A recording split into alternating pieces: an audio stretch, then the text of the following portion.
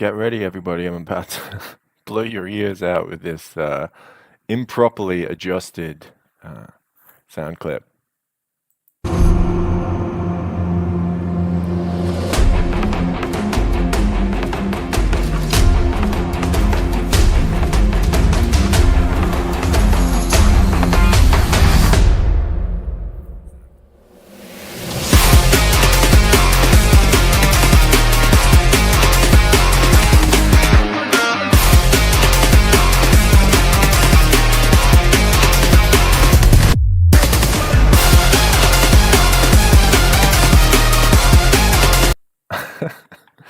Oh, the wonders of copyright-free music.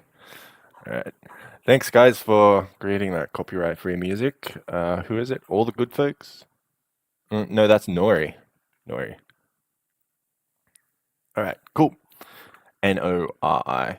That's pretty cool. I think the song's named Defense. All right, so let's get this started. So what I'm going to do is kind of a silly thing, but it helps me and it helps me go towards my style and what I'm doing and so forth. So what I'm going to do here, let's just change this fill so it's not blinding us. And we're going to basically create a random story. So my strength as an artist is my experience as a storyteller. And a lot of my strengths are more directed towards the directing, designing route rather than the drawing route, though I have sort of the basis that you want there in order to start developing whatever. So I'm kind of happy there, but I have to develop things into my own art style and my own art direction. And so there's a bit of a process that I have to go through here in the next year or so, which is essentially uh, basically figuring out how I'm going to be structuring, like what the style of my panel composition is going to be, how I'm going to be stylizing like the ink and lines and strokes of drawings, how I'm going to be stylizing the design of characters. So, what I am confident in is my storytelling abilities. So, I figure one of the funnest, coolest, most interesting ways to go about that is just to do some sort of live scripts. So I was at first thinking, hey, I'll like show people how to script things, like just literally show you how to create a story. But the fact is, I don't know how to script it like a movie script. So I figured I know how to do it like a novel, but instead I was thinking, let's just create a story and draw it at the same time and have a chat about it as we do, and then see where it goes from there. All right. So what I'll do is I'll just basically be using two brushes. So I'll use the G pen, maybe a mill pen. Maybe a mill pen's better because G pen it's like really, really, really like it. That's cool. Like, what is this? A hill? I don't know. Wow, it's a hill. But I often get like too squiggly with the G pen, maybe. Um, like I get a bit out of control. So maybe a better idea is to go more of a mill pen sort of route where we can just get, well, maybe not. That's a little bit too basic, huh? Uh, what's this flat marker? Let's see what this goes. Oh, that is terrifying. Oh, it also darkens. Oh, that's kind of interesting. Blue, blue. Ah, I kind of I kind of dig that actually. Um, as silly as it is, just because it's different things. I'll adjust it actually. Let's go into the subtools, and I will go here, and then I don't like the brush shape, so we're going to change that. Current brush. Direction, angle. Why does it have like a direction? This so annoys me. Can we not have a direction? Angle, 90 degrees, no. Yo guys. Brush density, boo doo doo doo doo. I wish I knew how to actually control this properly. Maybe it's in tip shape. Come on, brush shape, brush tip. Come on. I'll probably at some point just find a cool brush. Current brush shape. Okay, let's just go with the pen. And hope, against all hope, that like fixes it. Save all settings as default. Yeah, I don't care. It's not like I'd use this thing. It doesn't do it. That's betrayal.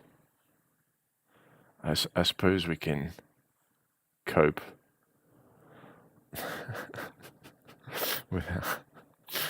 without it. All right, whatever.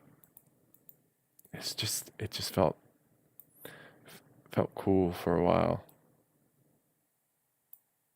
Maybe. Come on, like look how cool that looks.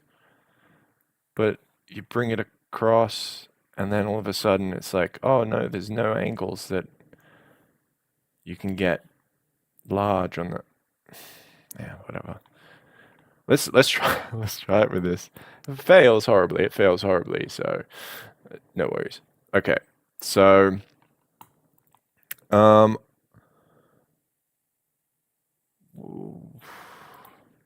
maybe okay. So we're going to create a story randomly from nothing, and we'll just see what we do. So I do have like an idea of a concept here. Which is always what you want to start with when you're designing any kind of story. So we're going to start with a story about someone in the wilderness. Wow, I have to press really hard.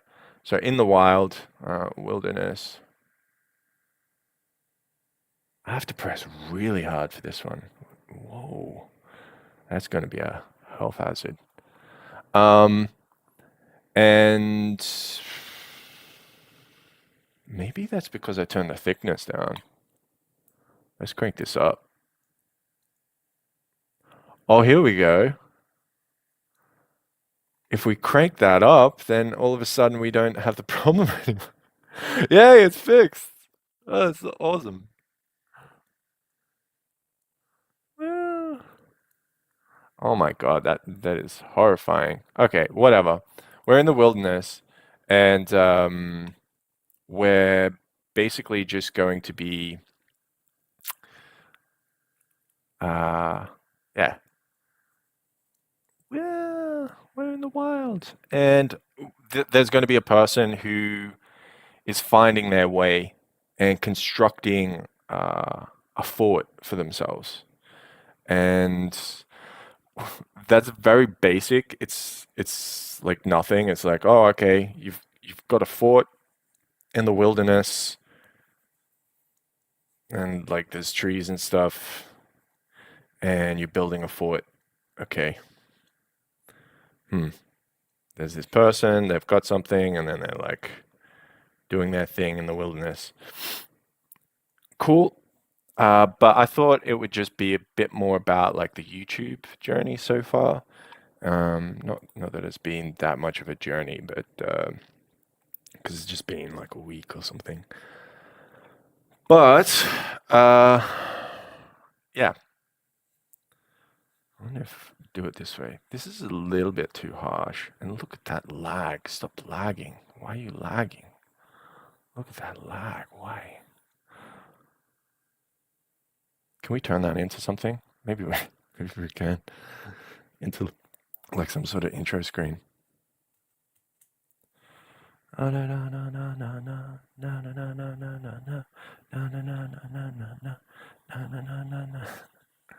don't think that's going to be anything.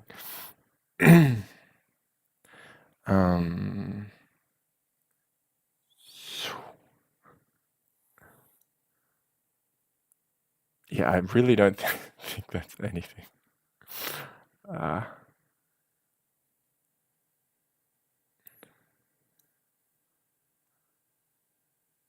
Let's just play with it though. Let's see if there is anything in there.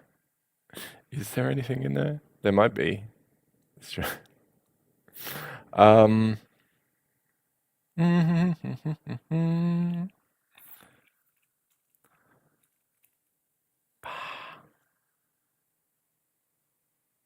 Whoa, why did it do that? That was crazy.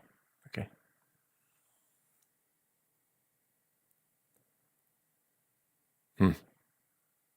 That's horrifying.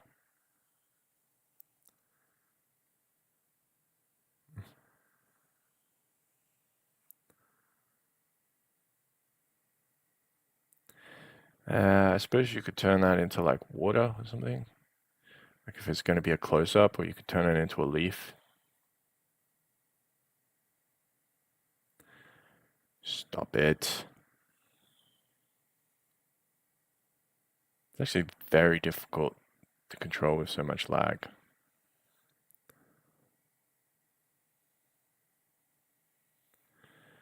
To be honest, let's just use some reasonable tools.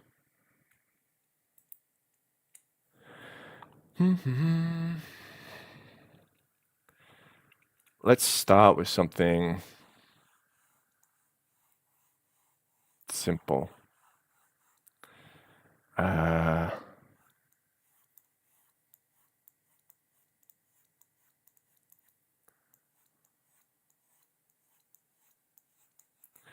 Where you can have a close-in establishing shot, or you can have like a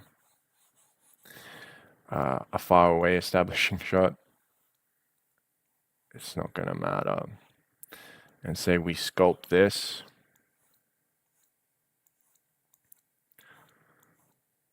What kind of composition? Okay, let's say it's kind of like it's a diagonal composition that leads into another aspect. Probably should do it the other way if that's the case. So we should probably flip this, because we're starting on the right hand side, the top right hand side. And this is just a transitional frame, maybe. Maybe where you start with the person's hand or something, touching something, or washing their face, or something simple like that. It basically, you can start a story with a beat or a set of beats or a hook. It just depends on what you want to do. So let's go flip horizontal. And let's, I think the reason it's so weird is that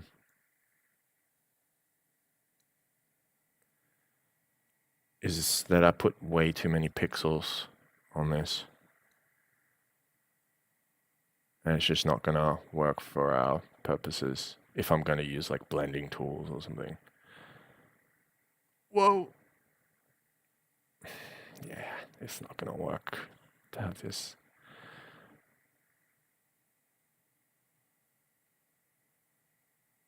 It's a shame, because this would work for water.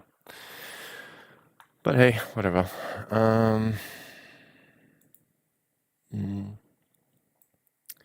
What's a watery color? I really should study color theory. I mean, I understand some color theory, but I really should study some color theory in order to add, awesomeness to things like much more quickly. Okay. This is in the elbow up sort of position.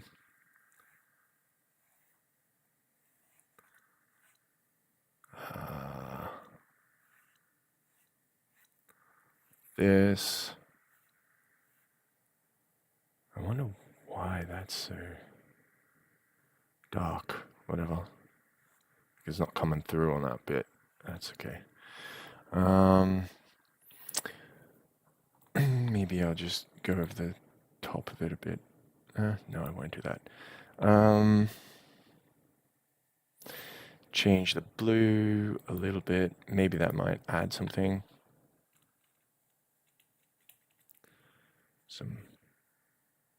Oh, actually make it smaller.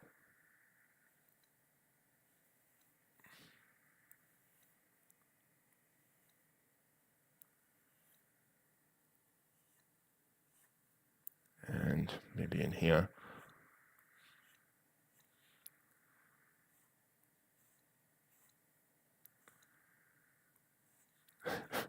That's not the best. But let's just get a little idea down here. Okay. And maybe like a literally a pool of water or something. Okay, here's some theories why you might start with water, and I just chose it at random. Okay, so there's no design idea behind this, there's no symbolic reference. But some reasons that you might start with something like a body of water or a bit of something like a natural feature, if you were to do that, and I'm not saying that you should do that, if you were to do something, the consequences of starting with a natural feature would be that you're creating a tone of isolation. So the person that you're interacting with is then going to be set in contrast to that isolation. So with this idea, the idea is wilderness. And if you want to isolate someone in the wilderness, you need to show something close up from their perspective or something extremely far out. The reason I chose something close up is because it's going to be simpler than something far away, where you have a lot more details and a lot more figures and things like that. So if you do a close-up shot, you can basically come to a mid-range shot, and then that way you can establish like, oh, things are broader, or you can do like a really wide shot and then bring it back to a mid-range shot, and you can say like, oh, things are really like there are specific things in this area. So you could do kind of both ideas. And really, the idea is setting up a contrast. And the reason you want to set up a contrast in a story is that close ups are going to give you details of the specific thing that you're looking at. So that when you do pan away, that's also going to allow you to imagine those details in that larger landscape, or just to imagine that they're there. And when you have a larger landscape and you narrow in, you're going to be saying, okay, here's the larger landscape that I want you to remember is there at all times. And now we're going to narrow in, and this is like one of the rich tapestries and features that is in that place. So whenever you are designing a story, the very first thing that you want to consider is that people are going to want to know where it's located, because otherwise, without context, they might as well be swimming in a void of nothingness, and that's going to create a degree of anguish. So if you can pull them out of like the anguish of having to read something that they don't understand, you can then bring home a little bit of familiarity, a bit of context, and it just helps give a bit more feedback. Okay. And keep in mind, this is my first time doing this live, so I don't I don't know. We'll see. We'll see it how much it transfers, or how much information I can get across that's even useful. Because I'm just gonna go by whim, and we'll see. So I figure I'll just get like some darker points, and then like a design shape, and maybe here like that shape's like the same size, so I don't want to go the same size. And then maybe make this like a bigger feature, like up along. Well, I'm going to fail at this. Up along, down. As like a larger feature. Maybe. Ugh. Totally missed it. But hey, whatever. Yeah, it doesn't have harmony, does it? So calm down around here, and then it almost looks like a hand, to be honest.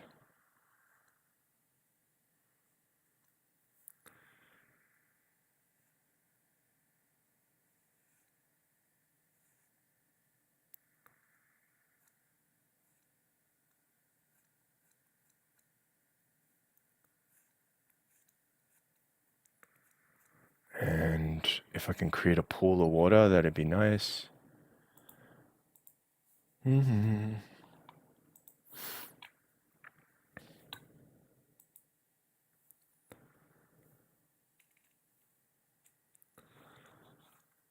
So I don't have a workflow for this, so you're going to see me like struggle. Basically anything that you want to do well and sort of refined, you want to create a workflow. Whoa. And I think that's like pretty obvious. So yeah.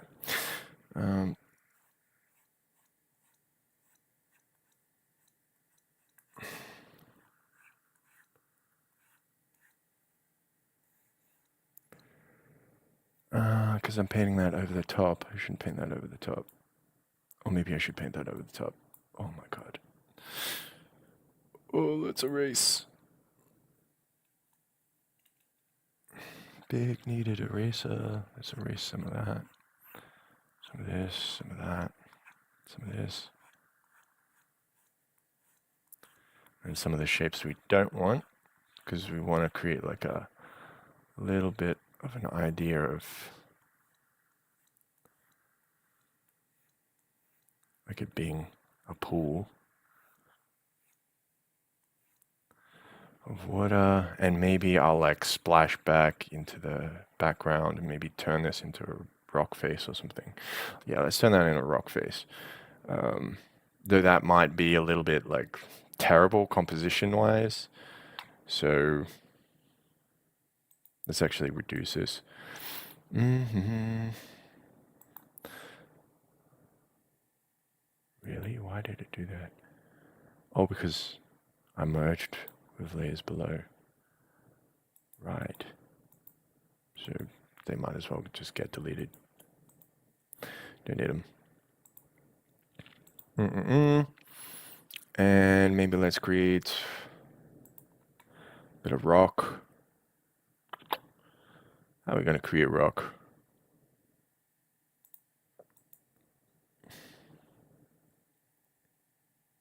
Pointillism? Gouache? Dry gouache? I wonder if that is actually any decent. And brown is orange, so there we go. Let's choose something dark but light. Ochre-ish, maybe. Oh wow, that's a horrible brush. That is not what I need. It's just glitching out, just horrifying.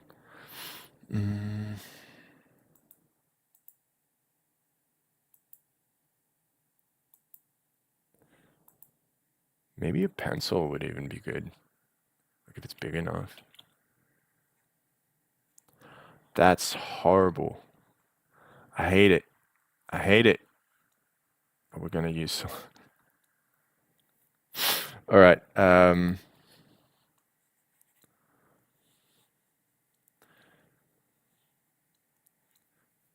Ugh.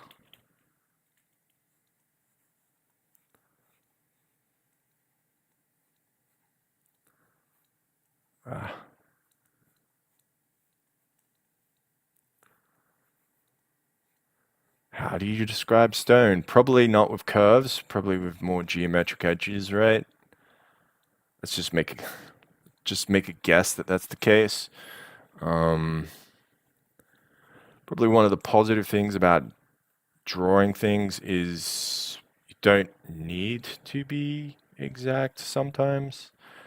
Oh God, this needs to be bigger, otherwise it's gonna just keep marking in the wrong way. Like things are always darker when they're wet, right? I'm sure when we zoom out, it'll be fine. Like, don't even question it. Just, yeah, it'll be fine. Let's just lean into just the ludicrousness of these choices, right? Yeah. Add a bit of variation, whatever. Doesn't matter. We'll see. And then let's take some of this, and then let's actually lighten it and put some, like, whoa, come on, increase. Increase, yeah. That idea, ba ba ba, whoosh whoosh whoosh, da da da. Like add some like weird. This doesn't even make sense. I haven't even like given it form. Whatever, it doesn't matter. And I guess I'll do like a little overlap thing over here, like a little bit, just to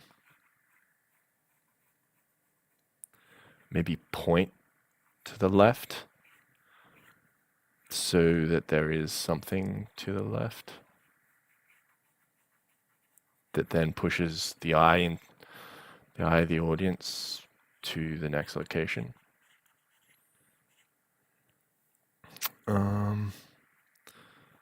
Okay.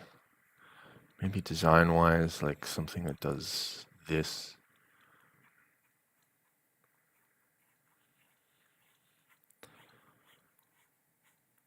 I'm just thinking of just like little design ideas, that's all.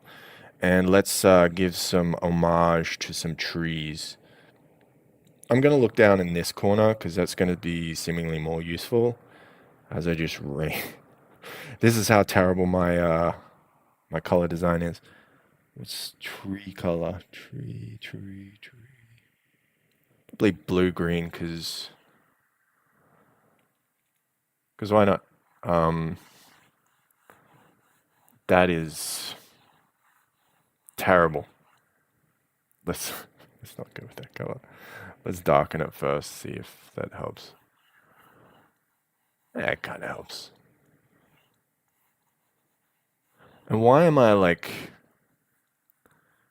painting the pencil? I don't know what I'm doing here.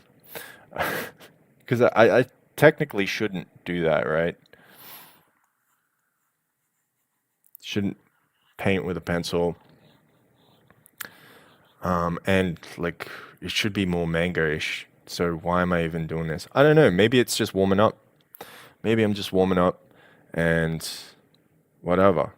But I think it's kind of cool to just do stuff. So I'm not worried. That's a horrible blender. I dislike it greatly. Bleh.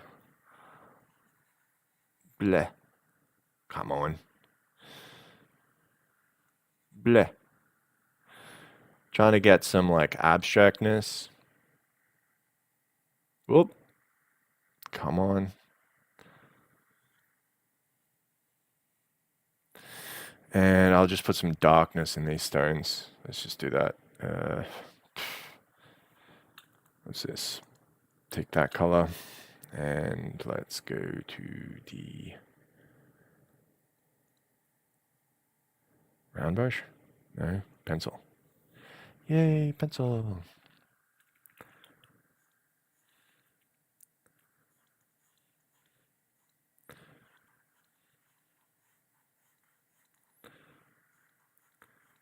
So darker things will probably attract a little bit more attention than lighter things. So I really shouldn't put these kind of dark things like too much. But also the thing with darkness is you're going to be creating things like ambient occlusion, and that's kind of good. So ambient occlusion just means like there's something that is no longer getting color from its environment, no longer getting like shadow and light from its environment. And the reason that's good is it's going to make something pop more. This isn't going to pop. Let's be real. But you know, we're going to zoom out, so we'll see. Okay. Yeah, let's just do that and delete these fellas because no one cares. This is all just weirdness. Delete layers. Okay, cool. File, transform, edit.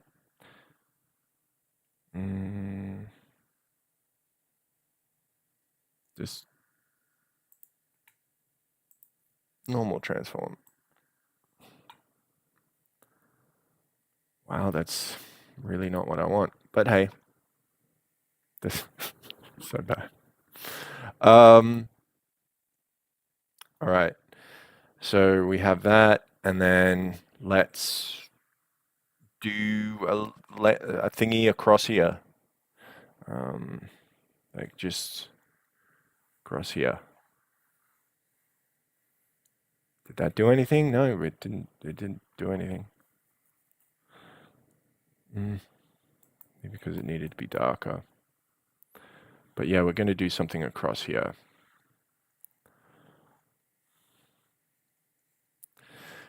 Maybe a small pool underneath, like across this portion.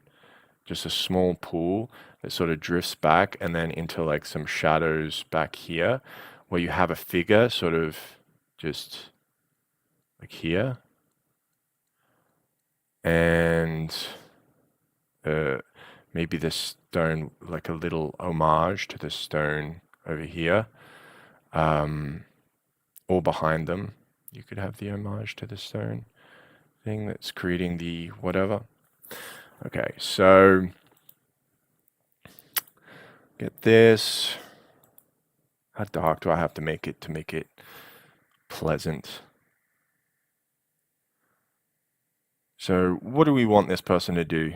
Do we want them to be doing something? Probably. So this here, around here, the structure of the thing, maybe an interesting sort of curve to the foot, to the features, maybe like some ripples that sort of come out, and then like some stuff in the waves or whatever. So now we've kind of established a bit of a perspective here with this sort of idea along here and here. It's kind of the perspective. We're sort of below the person. There's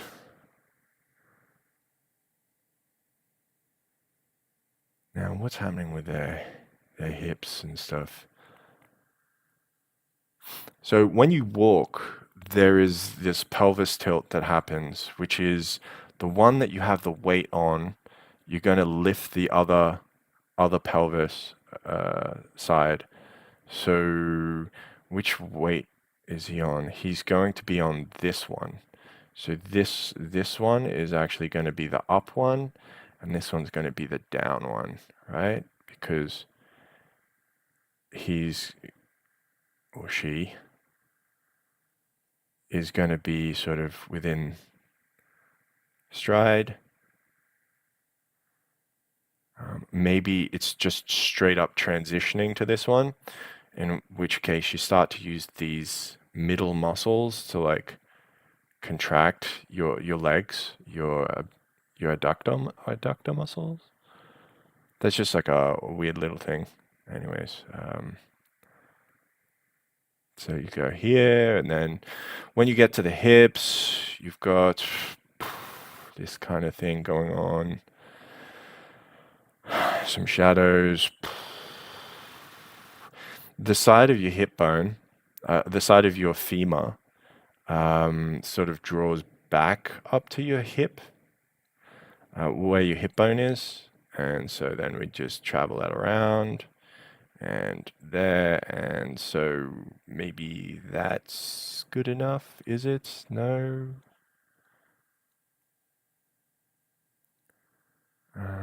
This is here. The hamstring muscle is probably flicking, so maybe this this thing needs to show like that, and then maybe we need to showcase like a little bend in here because that's going to be the muscle that's contracting. So over here, and maybe like showcase some darkness that runs down here.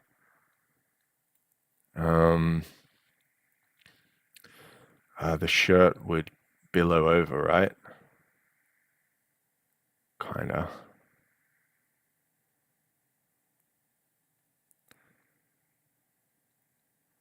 As you're doing stuff, like maybe there's like the wind or something is influencing the shirt to bend, and we definitely don't want this big circle up here because, hey, that's not his head. Whoa! Didn't realize that's on the same layer. Okay, cool. We'll just draw over it.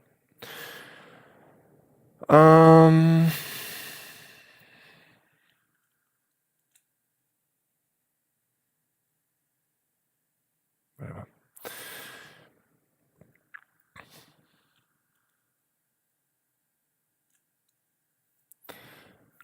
So, your legs and your hips are going to be halfway of your body, just ratio wise. And so, if we view the body as like here and here, the person's going to be about this tall, like this tall. But if they're going to be scrunched over, they're going to be a little bit shorter, right? So, but then we have to think, what's the gesture of this person? What are their arms doing? What are their hands doing? What's going to be useful? Maybe there's like a thing where they're, but why would they have a beat? So here's a concept for you. Whenever you showcase a character doing something, a small action, uh, there's two things that you want to pay attention to. This is number one called a beat, and it is essentially just a way to break up different actions and make a person not idle. So if you have a game character, um, if they're just standing idle all the time in a T pose, then it's not as interesting. And say in writing, you always want the character to maybe do something or adjust something, so it's not just a wall of text or it's not just them doing very specific actions. You instead put in these little detail actions called beats to create a sense of texture, a way that this person moves, a way that this person does things. And so here I would think about, well, what is the kind of beat that I would want someone to have? And like, what is their character? What does it describe about their character? Obviously, there's some beats are going to go with the scene of being in water, and other beats are going to go with different characters. So someone wading through the water, maybe they're practical because they don't care about what's happening with water. Um, I don't know. Um, so it's hard to say what it should be.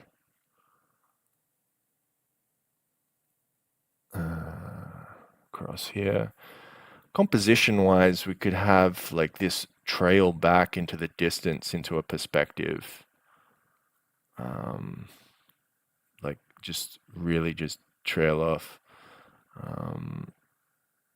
We could snake it towards him, or we could just have this sort of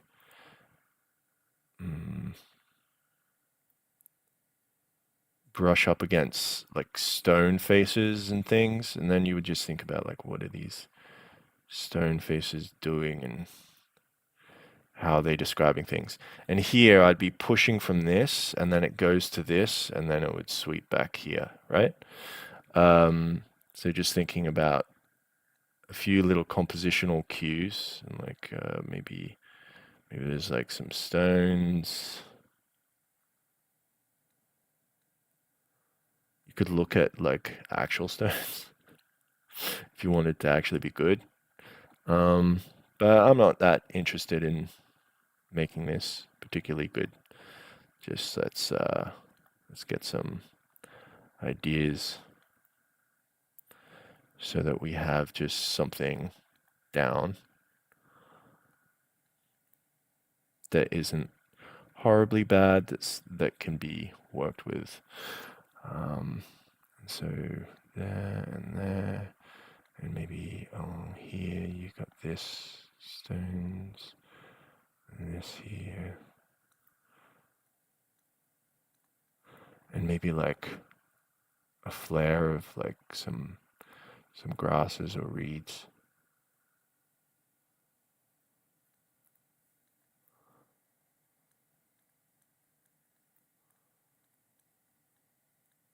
Though, to be honest, reeds kind of read more like a swamp than like an idyllic little pool. Or they read like rice paddies as well. So, not so sure about that. But moss kind of reads better. So let's do some moss. But that isn't particularly good moss, is it? Ah, whatever.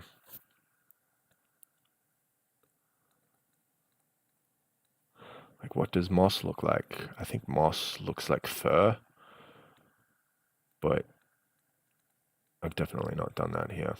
Whatever. But little dark patches, maybe that actually helps. And we want little stones in the water, also creating their little ripples.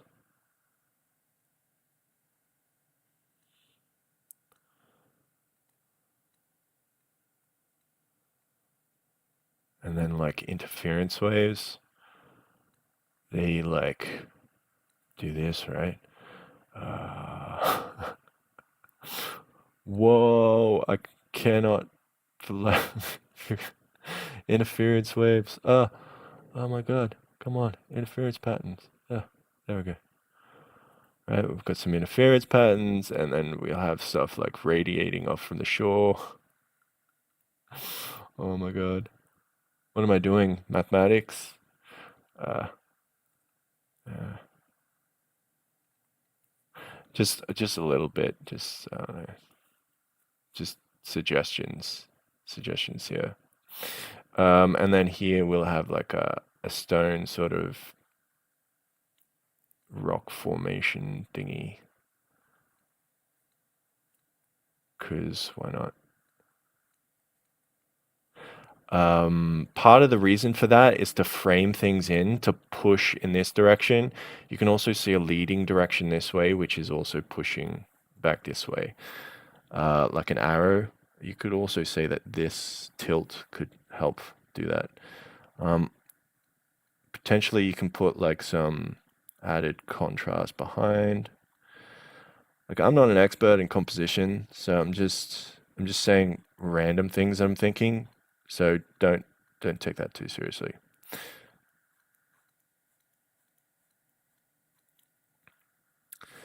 Those are exactly the same size. That's not good. So make this one bigger. And then all of a sudden we have some perspective. What? And then I can make something smaller back here. There we go. Maybe make this thing do something like actually tree-like.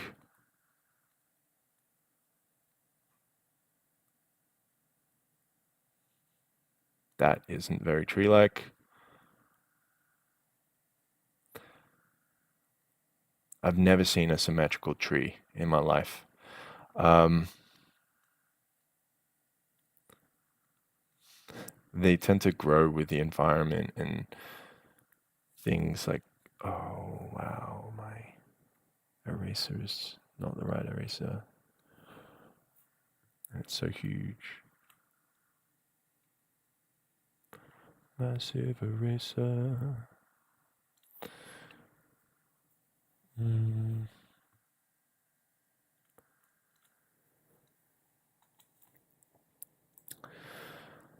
Yes. So let's get this gray again. There we go.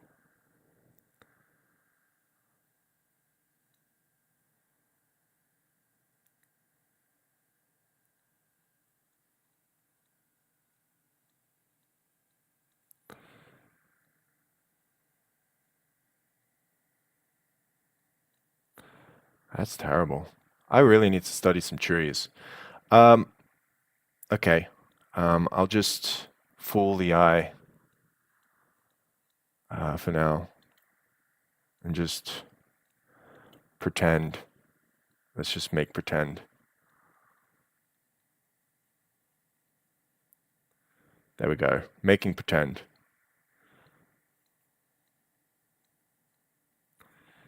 Oh, I'm just thinking, okay, if you're going to frame this person, you want to do it. Do you want to do it in an equal symmetrical way? Or do you want to do it like a little bit more interesting? Like maybe we'll have like a mid-range sort of tree back here or something. And then maybe lead with its tree roots. Make its tree roots like a feature that kind of like leads to the person somehow. And leads to the stream and maybe leads over like a boulder or something.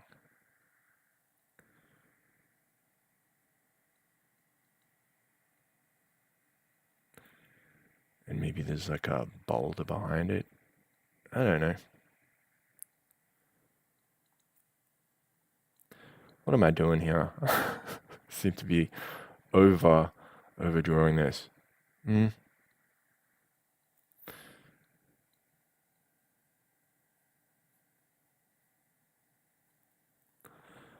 Mm-hmm.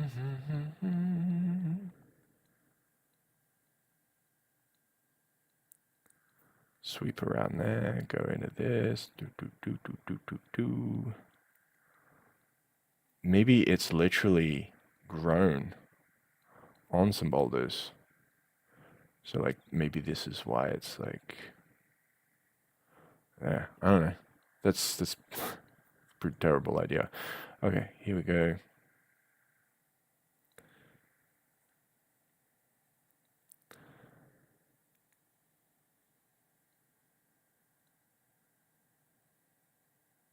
Maybe it's a bigger tree.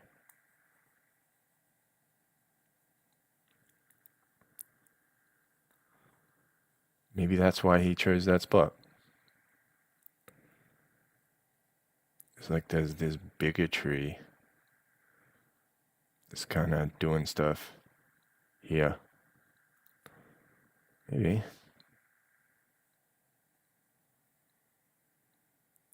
That's bad, but hey, it's an idea.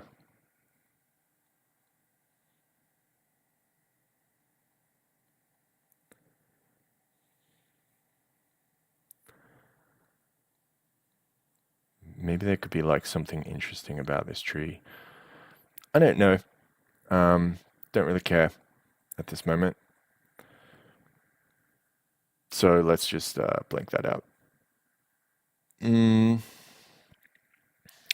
just add something more like in the back here. Like a random other tree and maybe like something smaller. The idea there is to create like a kind of winding perspective that sort of brings us out of this canopy into like the whatever that light is. which is probably a break in the canopy, which is probably somewhere else. Okay. And whoosh, and whoosh, and there's probably like trees and darkness back here. So let's actually put some darkness in.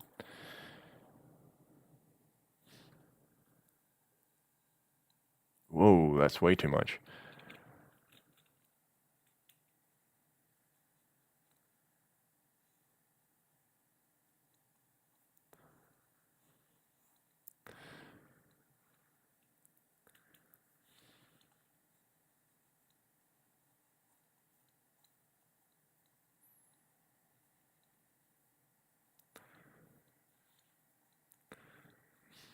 Maybe put some stuff on here, on here, on, whoa, on here, and here, back behind here, and up here, and here, along here, and along here, along this side of the figure, insides and this, and definitely along here, and in here, for this part of the stone. All these stones.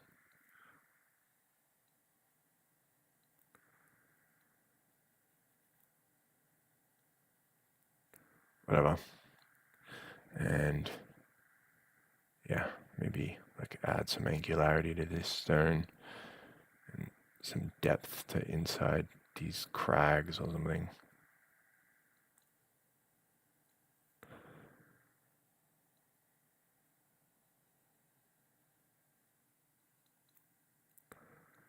And I don't know, maybe there was like some stone thing there or something. I don't know. And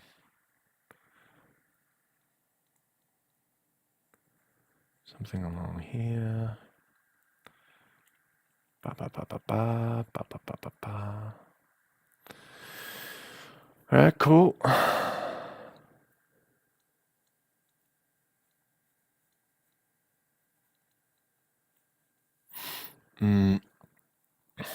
And yeah, we've got some random person, and maybe they're dragging a log or something.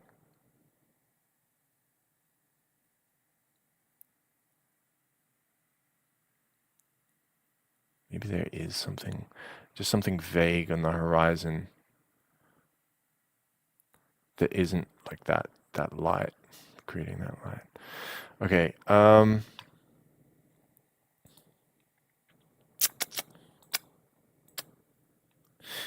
and let's create the person. So the person, what do we want them to do? What's the beat? What are they carrying? Are they big, muscular, and strong? Or are they kind of aimless? I'm liking them more the idea of aimless. So maybe they should be looking back this way.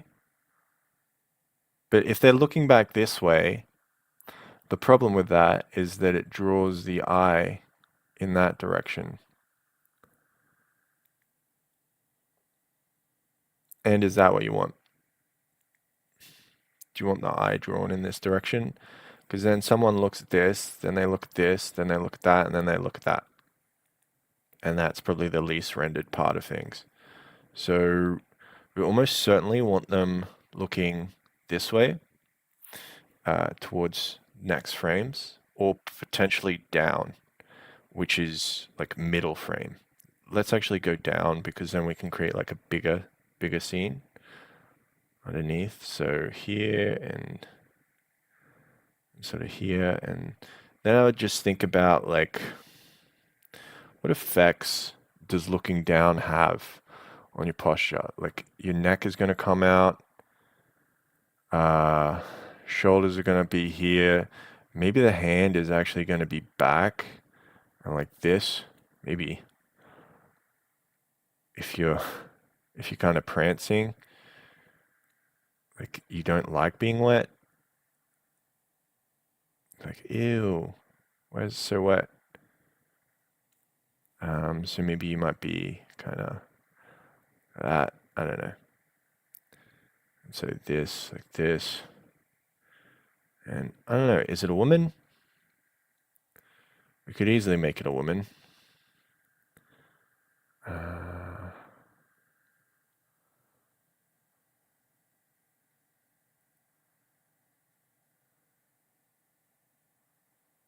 Let's just say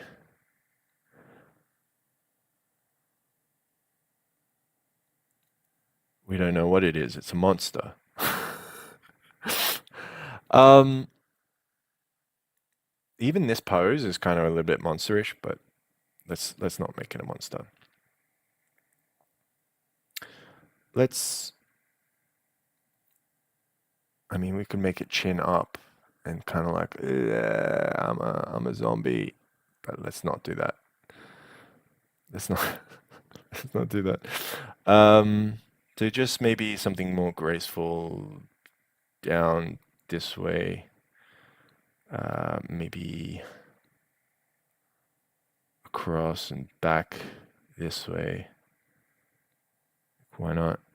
So there and there, like here and here and here and maybe across here. Maybe it's like someone that's looking after someone or something. I don't know.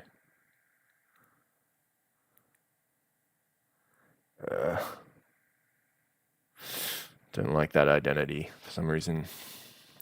So what would the identity be? Who is our character? Our character would be someone that is maybe hopeful, happy. If they're hopeful and happy, they're not going to be in this position.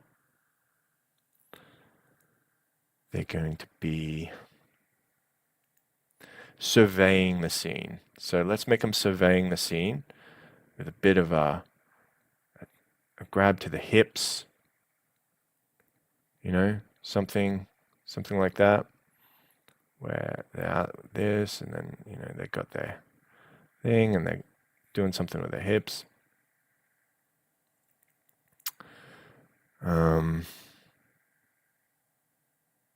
Maybe they've got like a look in this direction, like,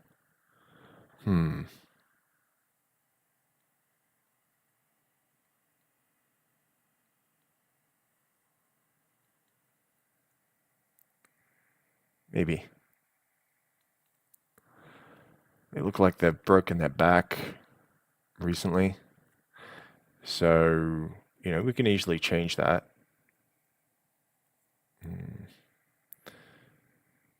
It's good to note things, like things that are off about that or whatever.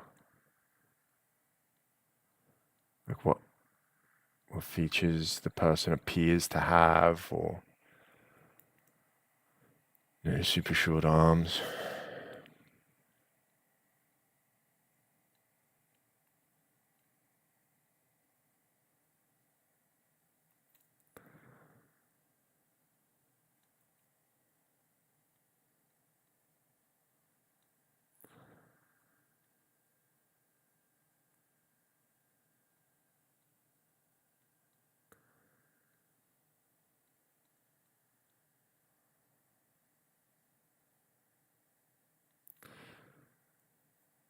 And so here you go. I don't know. So there's a person off in the woods. There we go. Off in the woods.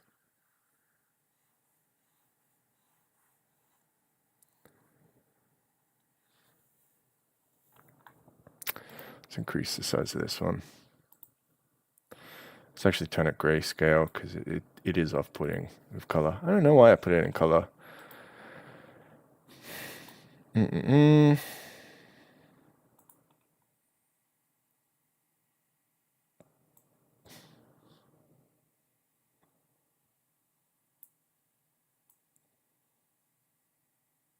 wow, that's changing everything.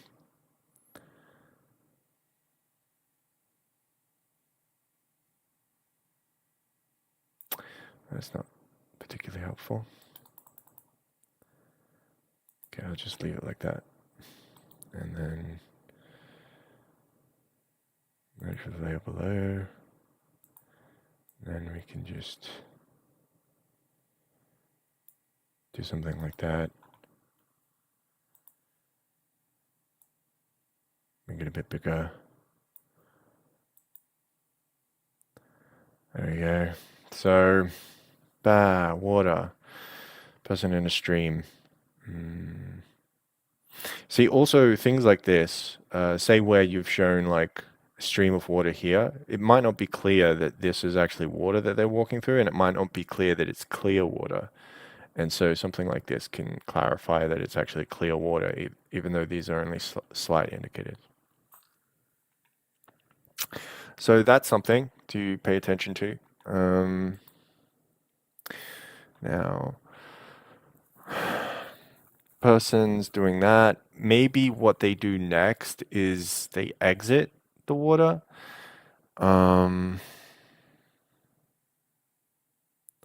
They exit the scene, like they exit whatever. So you could have it like quite big. Or you could have a mid shot. So here, this has got like their full body in it, and it's a wide shot. So it is an establishing shot. Close up. Is close up good? Do we want to go close up, or do we want to go mid, like a mid shot? Like a mid shot, we could do something like this, and then have something like this, and then like that, right? And would this be the leading edge? Do we want to lead them in this direction?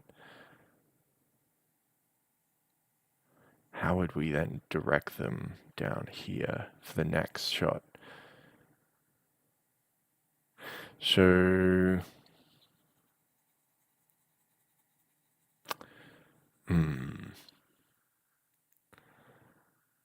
so we've given them like a hairstyle that's like this, right?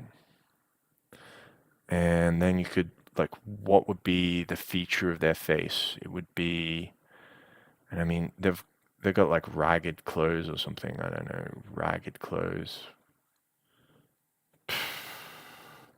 Maybe we could show that on this shoulder here. Not really. Did I do pipe folds? No, I don't like those folds.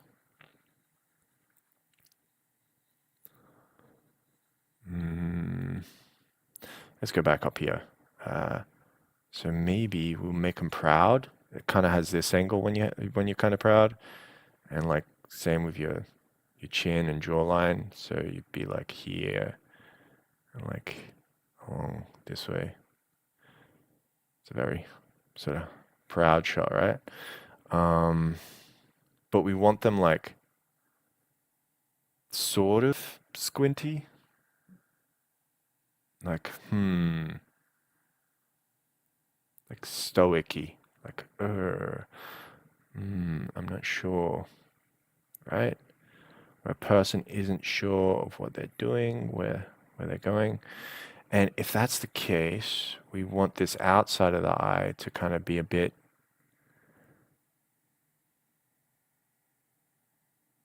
less rounded. And what about the inside of the eye?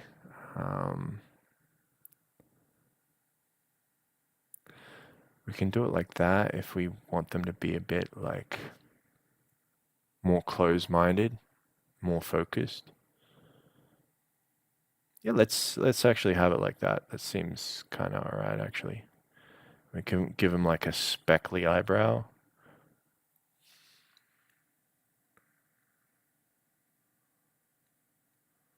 Why not? Just a bit of character design to make them a bit more rough.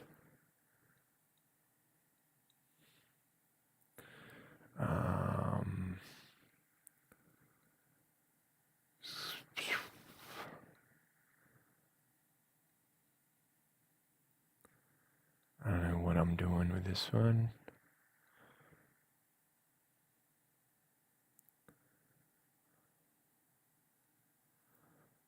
And that looks very guy-like. Okay. Do you want it to be a guy? Maybe.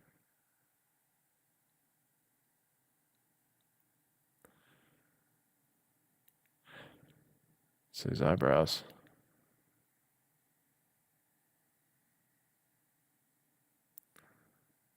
Do you want him to be thinking?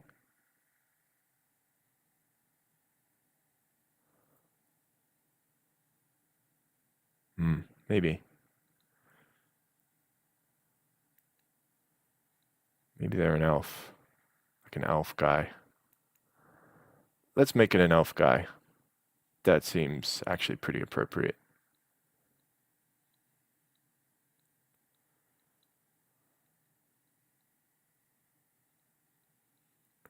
Though maybe he wouldn't make a fort in the woods.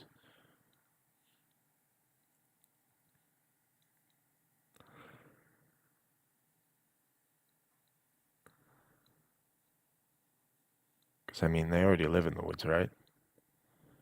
In harmony with things. So, no, let's not go that direction.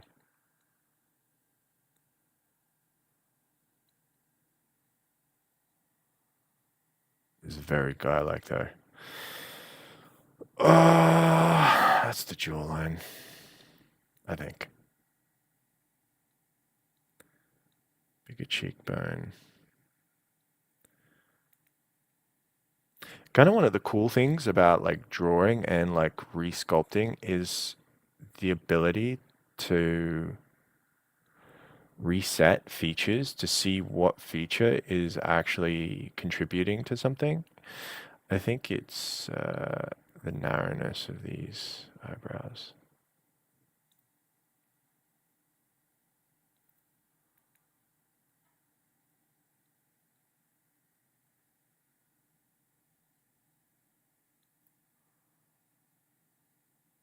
Let's see if this makes her fully goofy. She looks pretty goofy. Alright, cool. So we can make a hair shape like this with like something behind. Like just it comes up like this, and maybe like something that comes up like this. So one's down, one's up. It's a little bit asymmetrical, but interesting.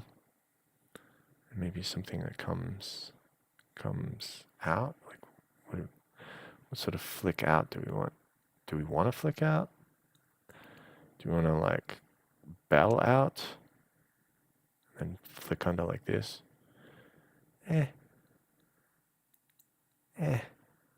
Anyways, I don't think the hair matters too much.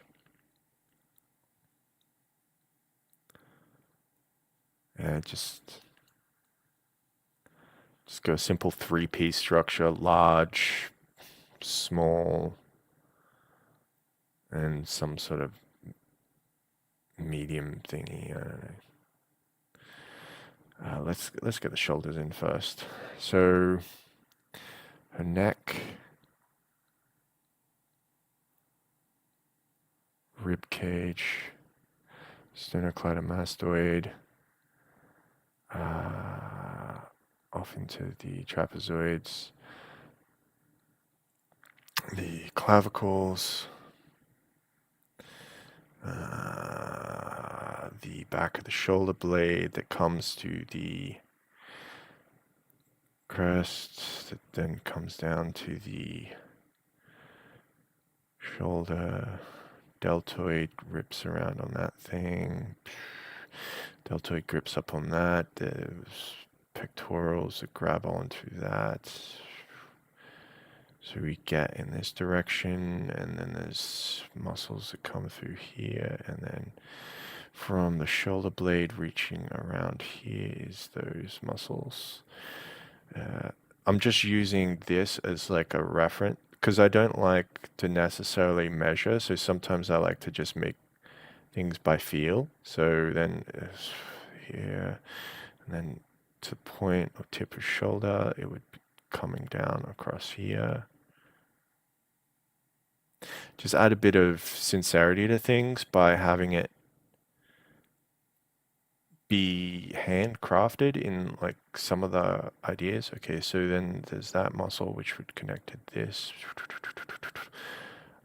across into here, and then that would, the shoulder blade is across here, which then goes here, which goes here and here. So it'd be more like this.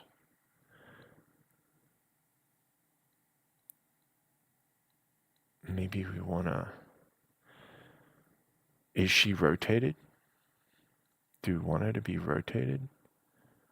So that like she's stepping forwards this way. That's interesting. I kind of like that idea.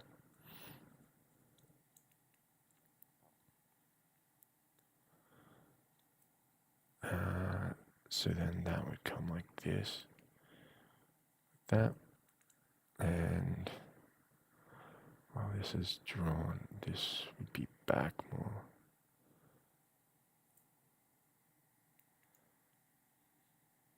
So something I want in my style in the future is to have a degree of recognizability in the face. So what kind of person does this look like to me?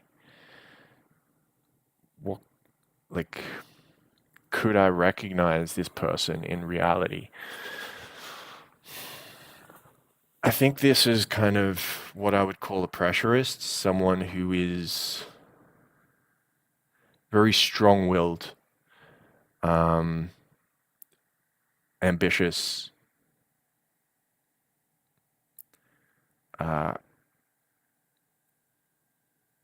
what have I done here?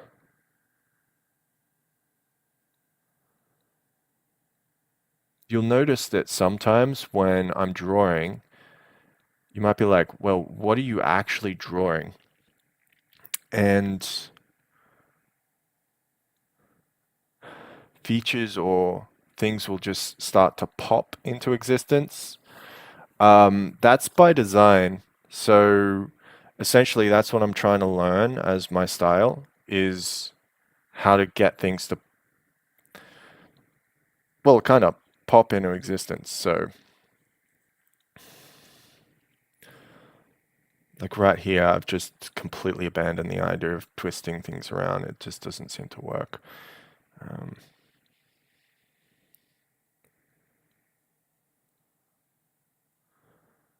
This looks very rugged, so I would want to change this if I was actually going this route. Like the kind of route where like, oh, maybe she's got like on a flowing dress or something. Like, okay, well, if she has a flowing dress, then, then the other one doesn't make sense. But for this one, let's just go with it. Like, what would even be the design of like the hem of the collar or something? Like what is that? How do you want to do that in your world? I don't know. So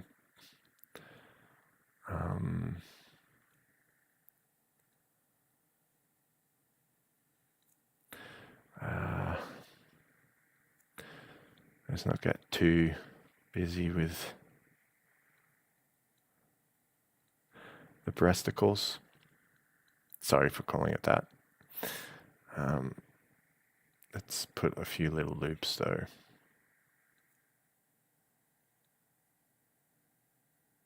And maybe like a pipe folder too.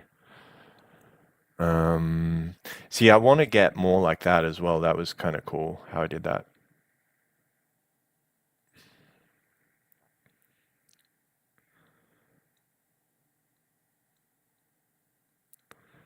Stitching, like a hem thing, like pop, stitching, a hem like that, and maybe there's like a rough one around here, and maybe a rough one that comes from this down to here. I don't like this structure. Doesn't quite work. So you'd want to polish whatever in whatever way. Maybe I'll just like bring this.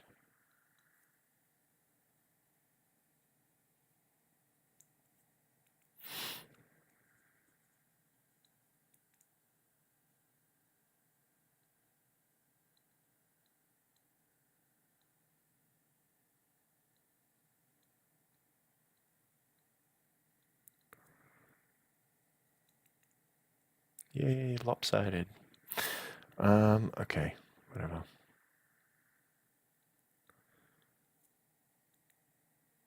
Super big.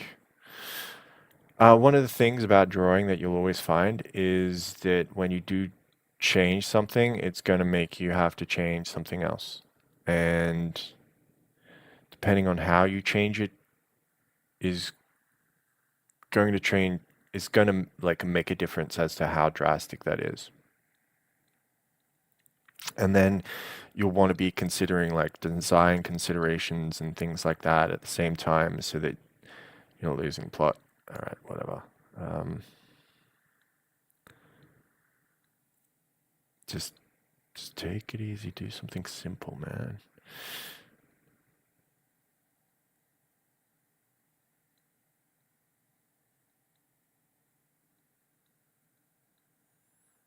Ah, yeah.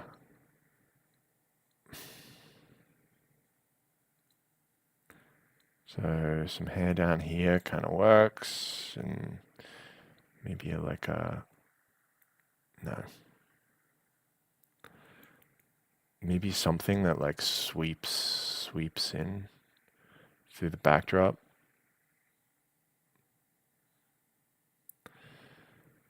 How do we create like this rhythm in something like this?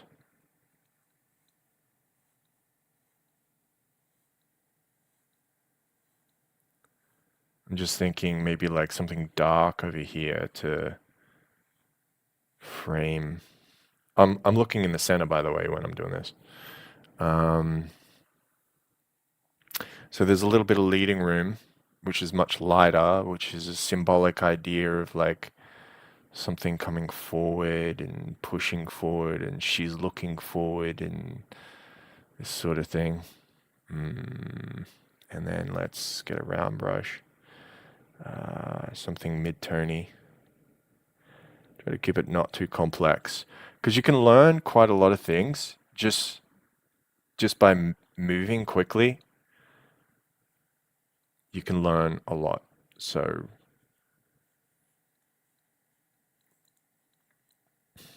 you can also learn a lot from moving slowly, purposefully, obviously.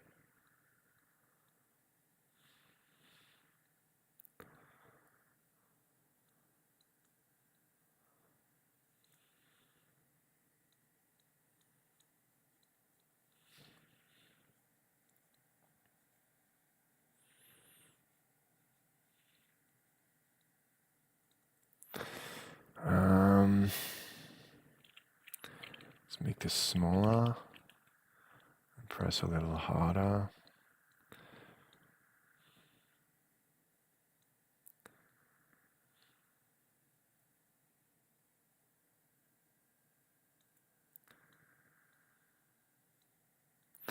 You'll find that it's very quick when you change like the darkness of things, like just give it a few different shades, that things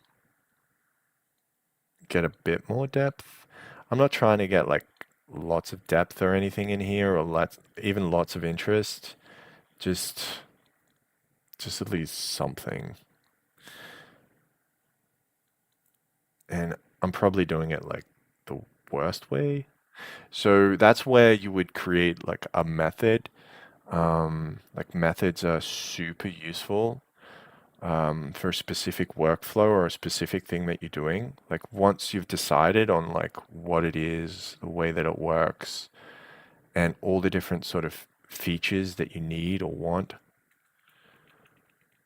that's when you want to define a method. But I'm kind of the school that, or of the idea that until you have that, there's no point in belaboring it. Like, if you don't have it, you don't have it. So if you don't know exactly what you want, then there's no way you can create the workflow exactly. You can approximate something and put that in. That was horrifying. Let's not do it that big.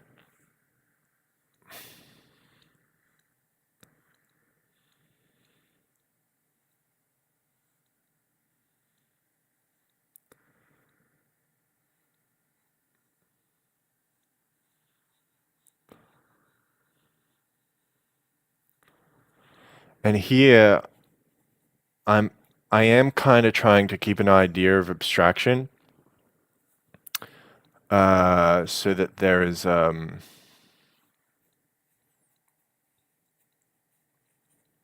don't know, how would you describe it? It's like whenever you do something, you're trying to develop a tone or a feeling or something compositionally rather than trying to be too explicit too fast. Similar to the idea of like creating a method. If you don't have the design ideas that you want to create, then the method isn't going to do enough for you. So yeah, um, that's what kind of ideation and design practice and stuff is for, is you want to figure out what's at the basis of what you want to draw and what you keep coming to as like a design solution, so that then when you create a method or that you create like a very specific detail or way that something's done, that you do that with knowledge of what you're trying to create.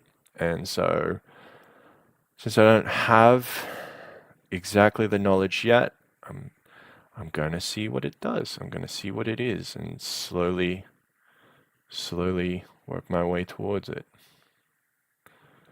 I'm just thinking like a bit more dark in this kind of.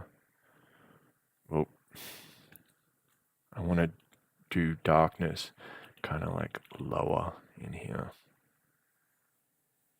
And like maybe even like suggest trees, but not like show them.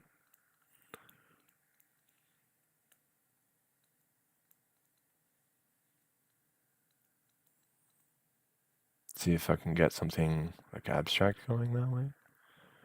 Maybe not. Maybe I can't. Maybe I'm just doing that wrong.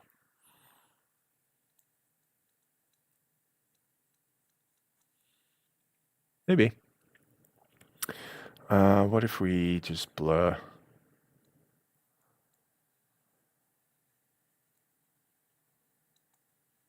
So abstract, things in the abstract can be super helpful for helping you understand things that you don't have an exact design for, and they can also be parts of designs.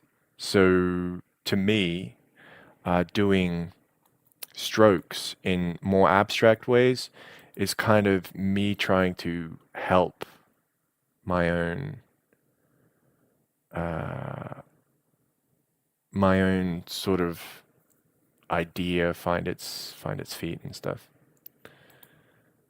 And I believe this is my belief that eventually you create enough understanding of like that abstract side of things that you start to get a feeling for it. You start to get like an intuition for it. I don't just say that out of nothing. I say that from like different skills that I've learned over time, like from writing and so on. So when I write, I don't I didn't start by starting on paragraphs and sentences and things like that. Instead, I erased all the idea, like the kind of red flags of writing where you're just writing about yourself. Like just, I had a huge phase of doing that, where you can only write about what you know, right?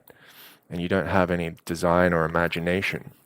Um, but then slowly just work my way forwards. But now, when I write, everything comes from giving the world certain rules that my mind has to play by. And everything runs and moves kind of like a little like generated physics. You will create like these constructs and ideas, these frameworks for how a world will work. And then you just kind of run that. And when you do abstractions or something, you're also doing that. You're setting up a set of rules and then you're seeing how that plays out. Maybe they're very loose rules, but you slowly create some rules. Really? That wasn't good. Let's put this behind, like there, and then a little bit darker.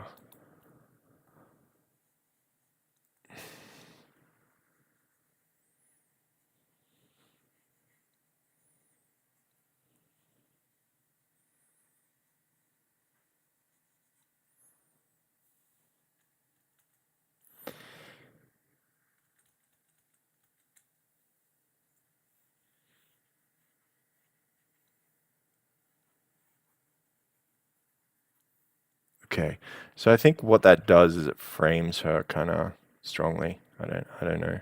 You could add all kinds of things, like a few different leaves or something. Let's add a few leaves.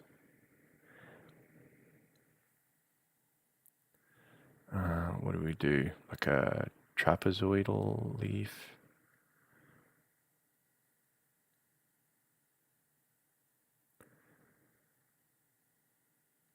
Or maybe we don't even want that. Maybe we just want like little cubey kind of like stripes or something.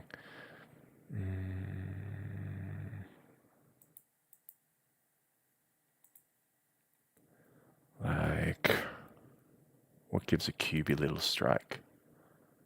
I think maybe this one. Maybe I have to press it hard to get it to work.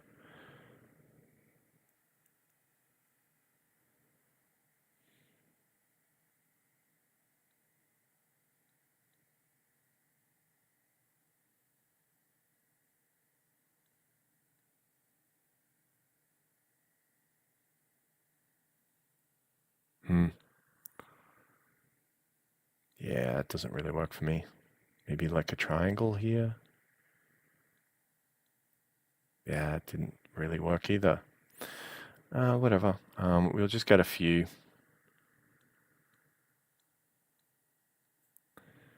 And maybe like some lighter ones back. Whoa, that is so symmetrical and in exact same heights. Let's not do that.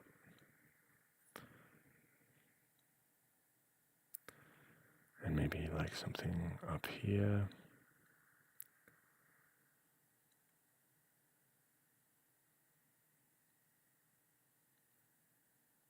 Does that work? I don't know if that works.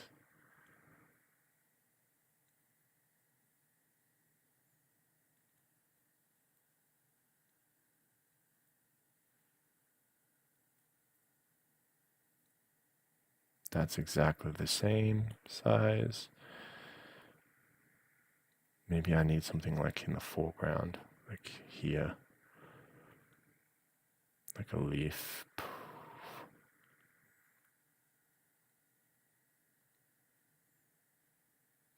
Just like fuzzed out.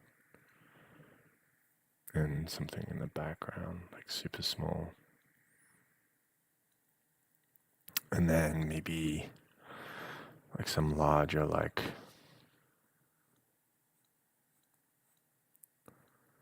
oof, bit ugly.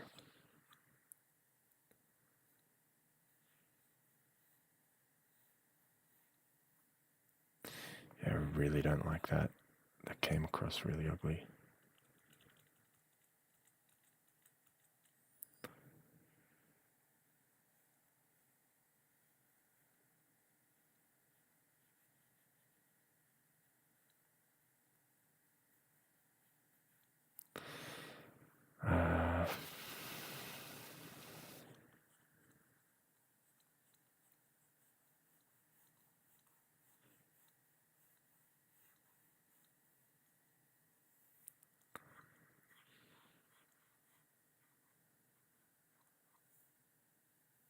What is that? I don't know.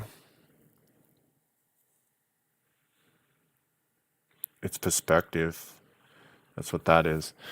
So that's suggesting our perspective line is actually very similar to her eye line. That's fine. So that describes something. Hmm. Hmm.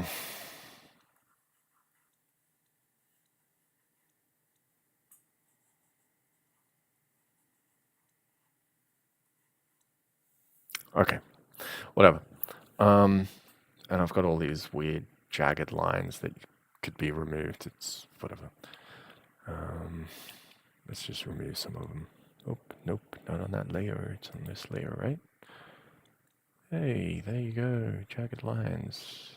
Say no more.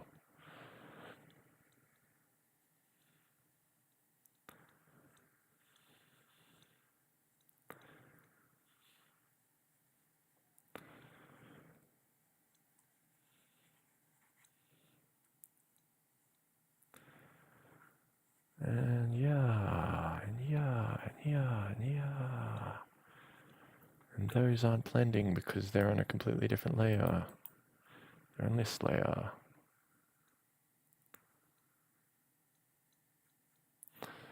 Hmm. Well, whatever. I probably shouldn't have even blended those ones.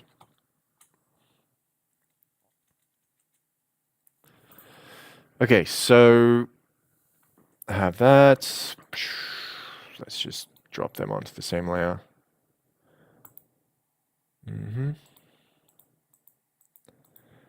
one cares about these anymore. Be bold. Let's practice. All right, so there's an establishing shot, a transition to an establishing shot to a character shot, but this character shot doesn't describe anything. It just describes a direction. And so the main idea here is to set up a fortress in the wilderness. And so the next shot will be the fortress. And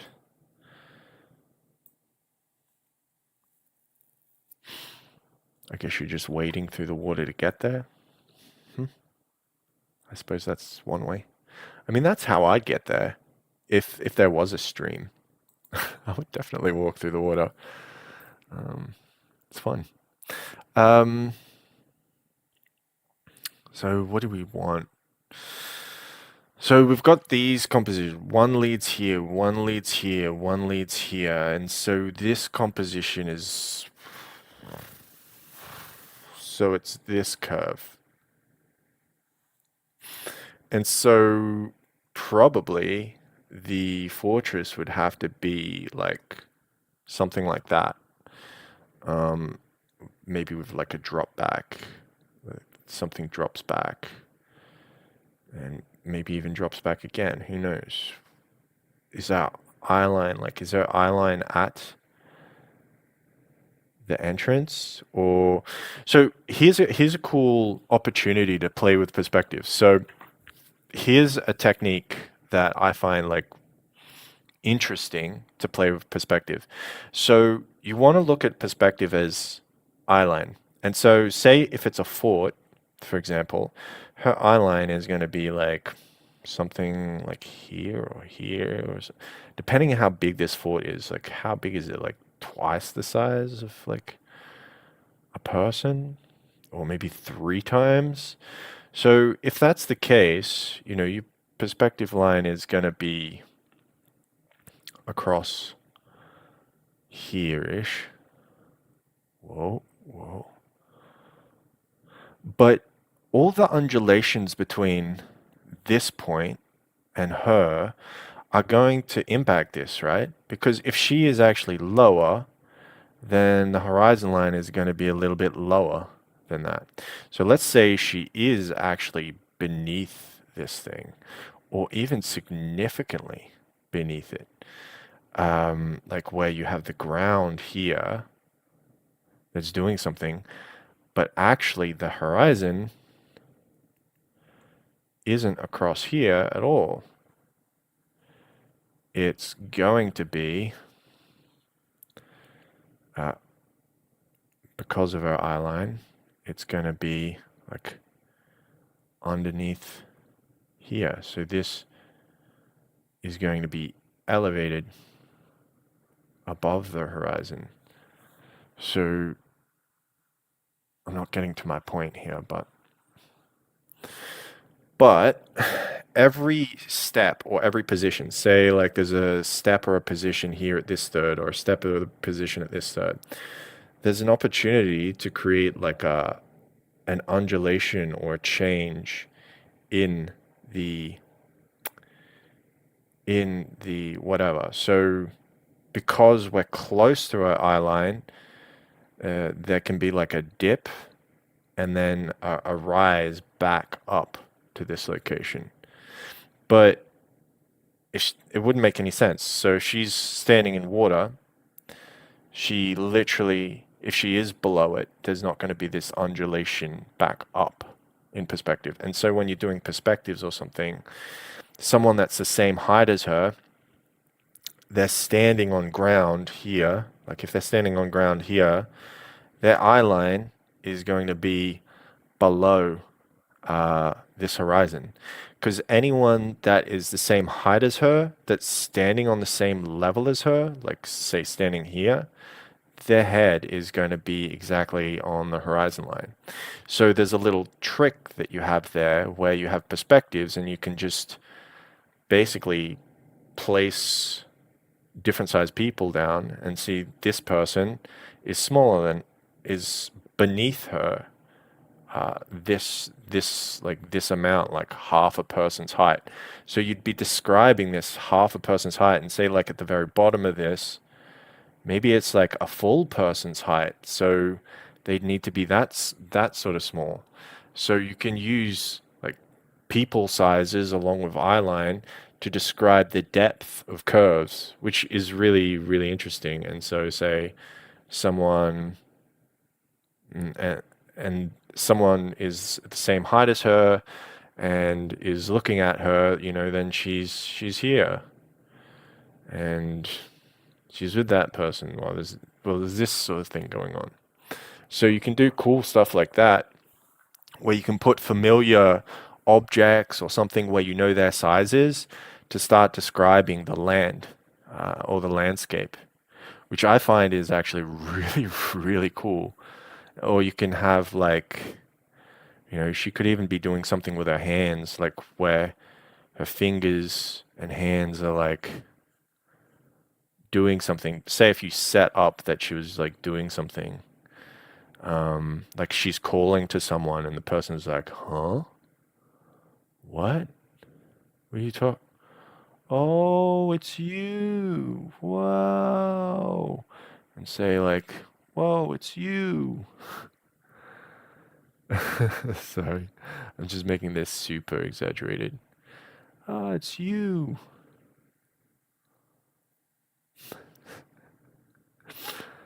What's wrong with them? What's wrong with the hand?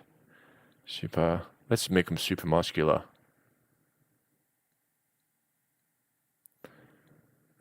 What am I doing? Do I even care about this? Maybe it's like a goldfish. Let's not do that. But say say there is someone. Make this a sword. Rah, rah.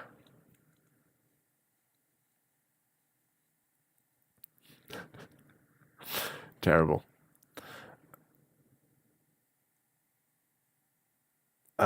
Yeah. Let's just rewind. Sorry, I do like to play around sometimes. Okay, so we wouldn't have that because the sea, where we're at, it just wouldn't have this sort of dip. It just wouldn't happen like that. So this compositional thing, where this comes here, maybe what the composition could be is like like this, like a sort of seashell-y sort of golden ratio. Yeah, let's just set this up as a golden ratio sort of idea. So set up a golden ratio. And the thing, we're going to put this on third. On a third is going to be the position. Do we want we want it to be a pitch up shot. So a pitch up shot technically means that the horizon is down. Yeah, the horizon is going to be down.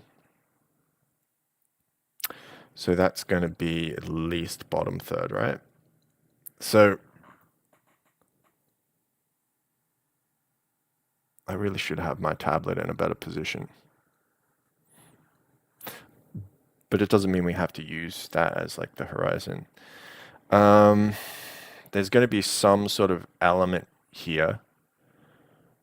Some major element that sort of strikes you as interesting. Like let's add like some facets to the door design.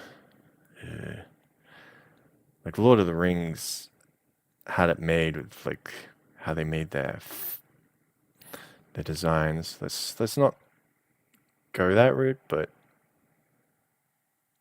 just some facet designs in the architecture. So those are dropping back. Those are forward. But if they would be forward, you need like, I don't know. Right? I don't know. I want to pop that forward, but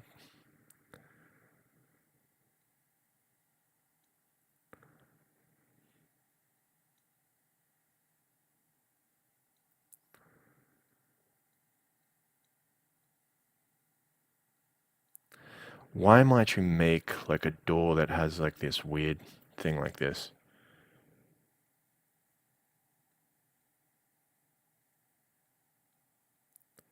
Why would you do that? I'm just thinking to myself, like, sort of a strange, like it's not particularly easy to necessarily build that.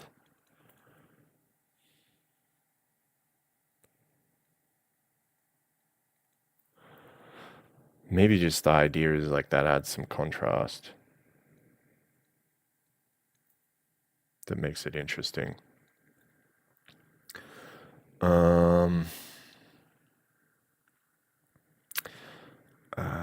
Say this drops back, but like in a curve or something.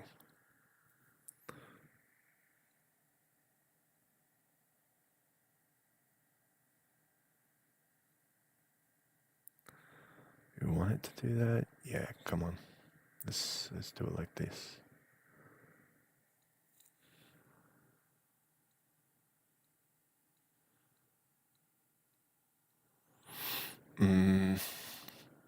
And then what is this facet doing? Maybe it just drops back. Maybe because they make this kind of the entranceway almost like a collapsible tunnel or something.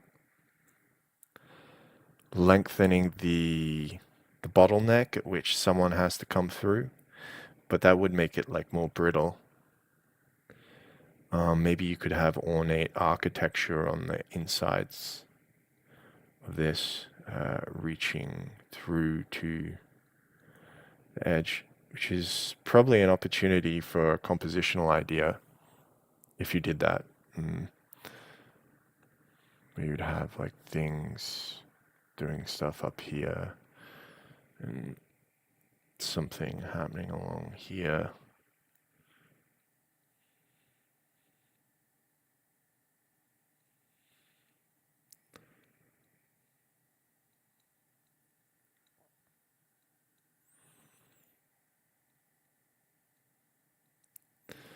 It's not a fort anymore. Now it's legit some elven thing. Okay, cool. Cool. Whatever. It sort of suits for practice, I guess. And create like another row back here. Give the illusion that it's similar. And that it's dropping back in perspective. So you want to just consider like all kinds of like little things, obviously, to give hints of stuff happening. Okay.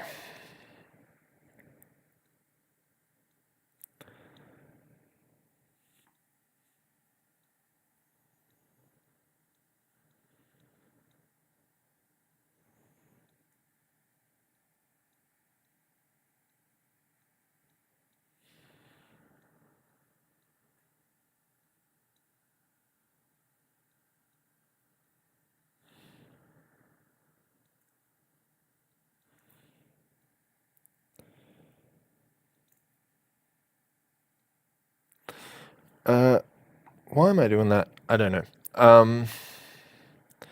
Maybe I'll add like a little bit of fog back here to sort of imply that there is a horizon line or something along here. That she is essentially this height. And maybe she's potentially lower than the thing.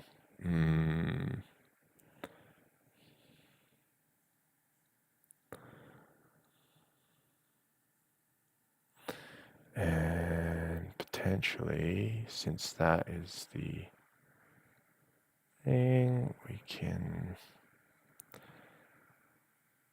set this up maybe to drop back that way. And if something is coming back, what would come back be above her eye line, something along here. Feature would I put there? The reason I'm doing that is just like I want some sort of indicator that describes a little bit of perspective happening. So maybe on the third, like on the third here. Is that the third? Is this third? Okay, that's probably the third. And then I'm just going to think about shape size. So this is a good portion. So is this. This is like a big third of the page. This is about a quarter of the page. So if we were to take up this sort of size, do we want to take up this sort of size?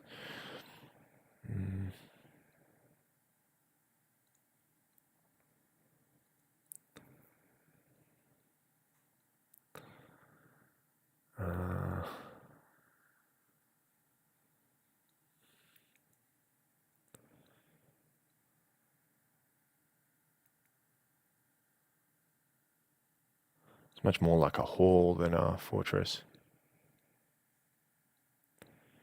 Hey.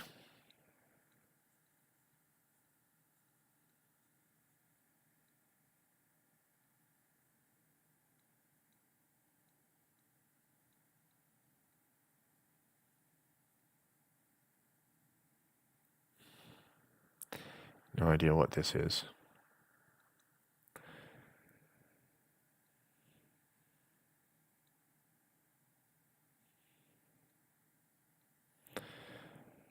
Nothing, obviously. Just useless. Maybe it's the idea that this is rounded. That there's some sort of rounded trellis thingy.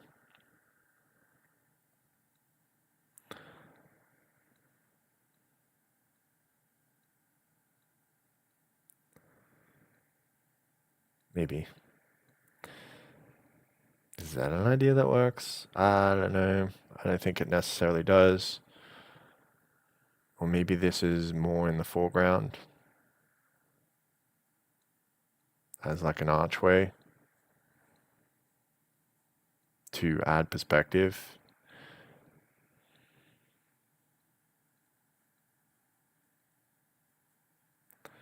Show that it's sort of more part of nature even. We could add like vines or something. And these sort of features on this thing could be some sort of netting that holds things in place. And so you could have like vines that like do stuff, and like, oh, look, this vine, it's doing stuff too, and oh, look, it's coming off this way, and oh, look, it's doing this. And, oh, it's around here now, and oh, it's doing that stuff that vines do. Bap and bap and bap.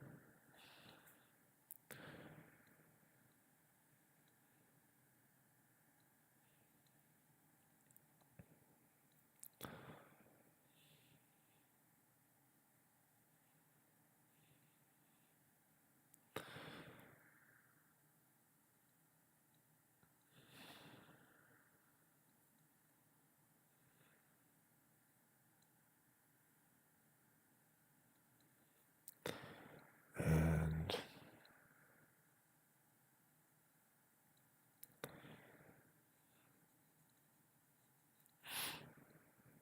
maybe like some cobblestone or something.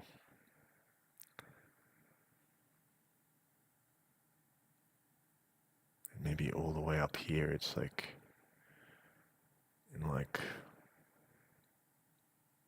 sizes of 3. As we go here, it's kitty back and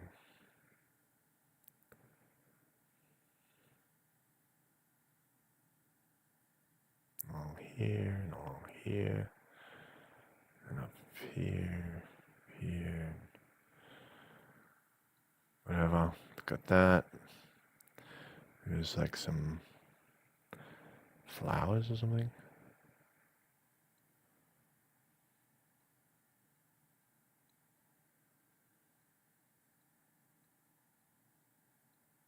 Make these ones bigger, obviously, because they are closer.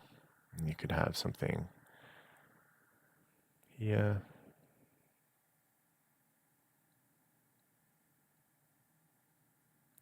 Just have it be like a more interesting, like bell type flower or something. I don't know.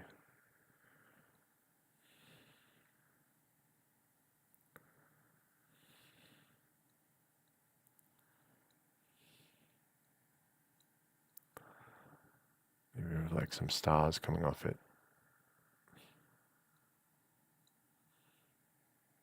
That looks weird. And since this is the horizon, trees wouldn't be particularly tall, would they? Behind something that is quite large, and then you would have like elements of the sky up along here. Right. And yeah, okay, so then let's put in some round brush. Whoa, some round brush. Something for the ground. A little bit. Whoa, maybe darker. Whoa.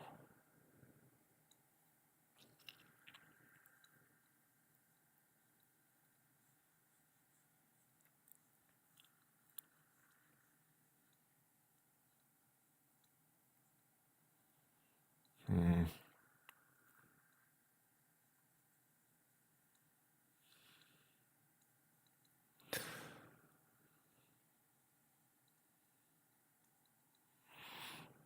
Mm,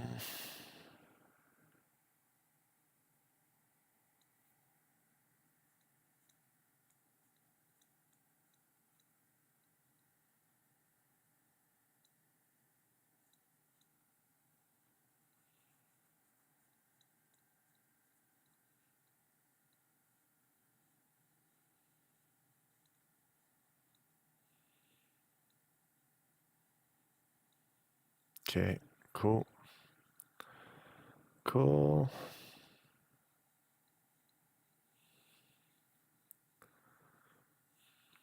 Whatever. Um,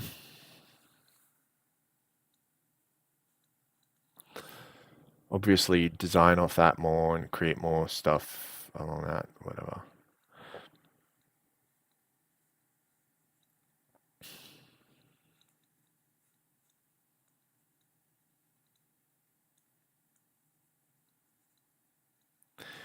And along these trees.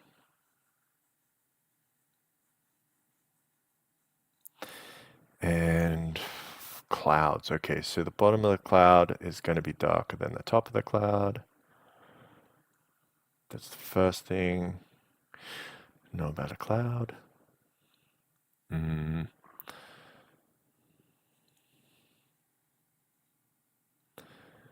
And let's get some lighter stuff.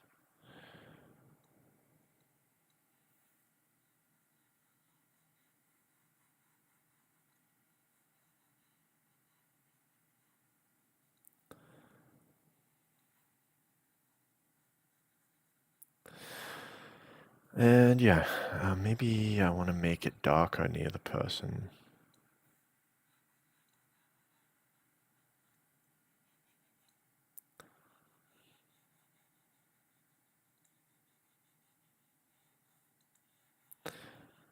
You would change those details around, figure out what your actual idea is, and add more to it, obviously. But okay, as far as suggestions and ideas go, that'll do. And then just need to create like some actual little borders.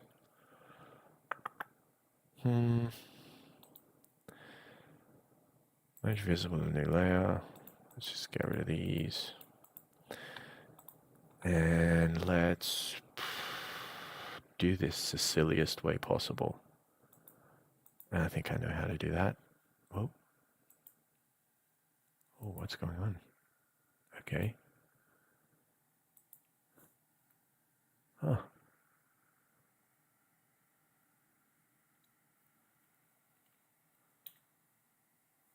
Whoa.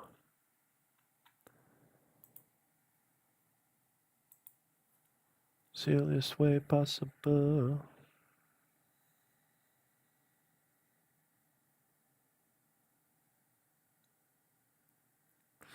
Hmm.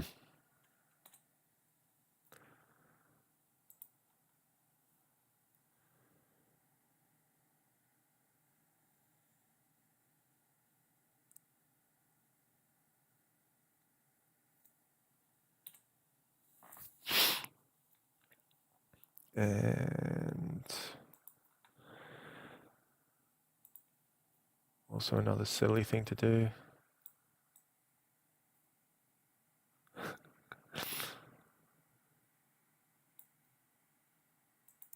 Whatever.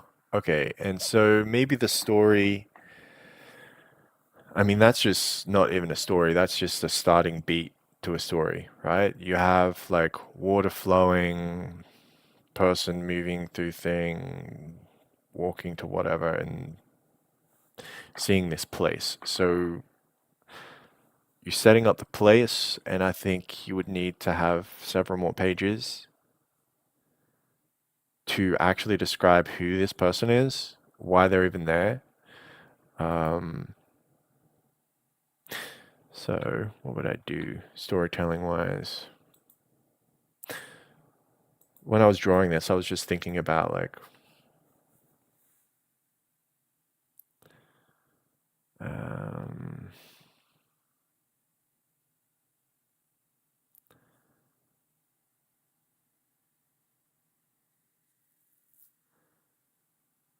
the soft lapping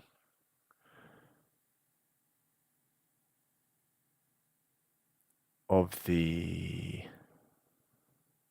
woodland stream uh, was cool,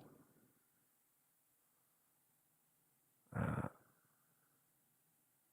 between the gaps of her toes as she waded through the small stones and dusted moss of the riverbed, making her way through through the mm, the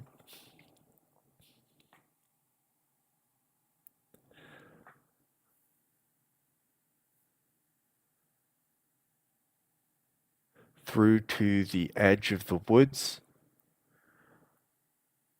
Uh, as she made her way out of the trees, she was hit by a breeze that sent the autumn leaves aflutter with the oncoming rains.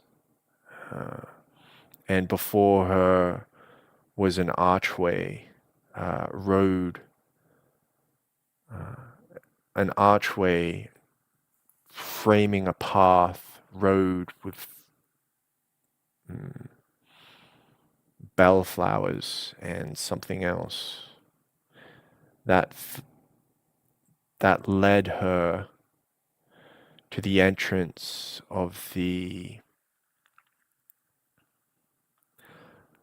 elven hall of blah blah blah.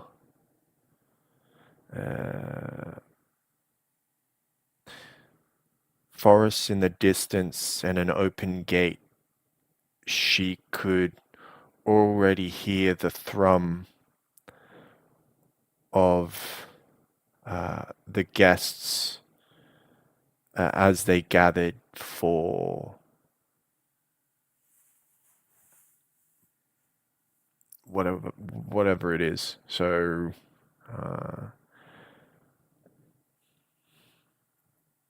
as they gathered, the war council. And so that would make this woman, this mysterious woman, someone that's important to something like a council. Why is she wading through a stream? Maybe she needs like a backpack or like something that makes her look practical. Gives a clue as to what it is, why it is. Um, and you might set a scene up that way, where it's like, yeah, the babbling brook ran through the stream and she could feel it upon the blah blah blah. There was maybe scents in the air that reminded her of blah blah blah of a previous time, and yet as she broke free, the wind swept up with the coming rains, and she looked upon the elven hall with where the sounds echoed from the ornate entranceway, uh, filling the air with aromas of the feast hall, the feasts to come or something. Though you wouldn't necessarily say feasts to come because that might invoke like barbarian sort of stuff. But you might set up a scene like that in order to give like an atmospheric sense of the place. But now you would have to focus in on the character and who she is and why she's there, setting that up in the next steps, the next stages, before you would get to the location where you'd be setting up the mystery and the intrigue of what's happening. So, who is she? Is kind of the question on my mind. Like, who is this girl? Do it. Should I know what this girl is? Why is she there? Um,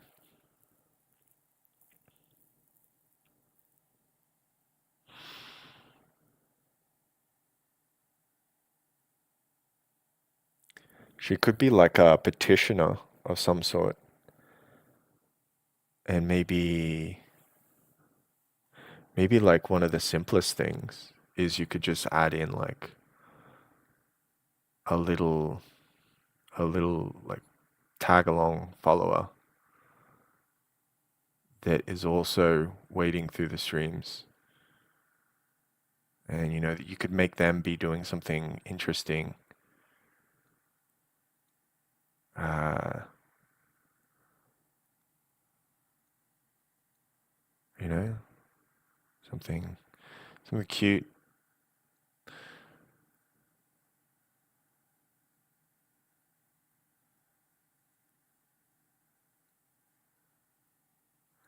But then you would have to have like a hand holding scene. Maybe you could have something here and like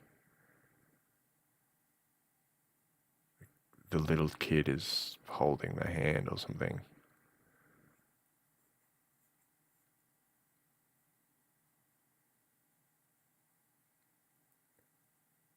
And it's her eyeline we're seeing. You could do that. That's very, I was just watching Arcane the other day, so they do something like that to set things up. So you could do something where you're setting up beats. Like this makes her seem very casual. This makes her seem very focused. And if she's carrying someone along with her that's stepping in her footsteps, stepping along in her footsteps or something, or we can even not do that and have it be like a dog or a cat or something that's following along.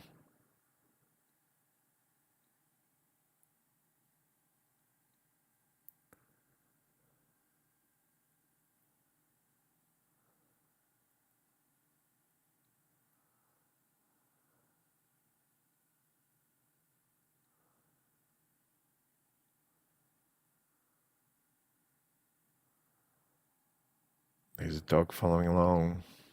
Cool.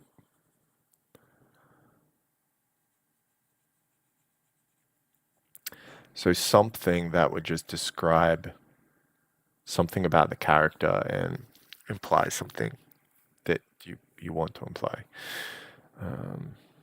depending on the concept of your story and what the concept of your story is. You would add like props as well. So potentially, say, the idea is that she's a ranger or something, then you would add that prop design.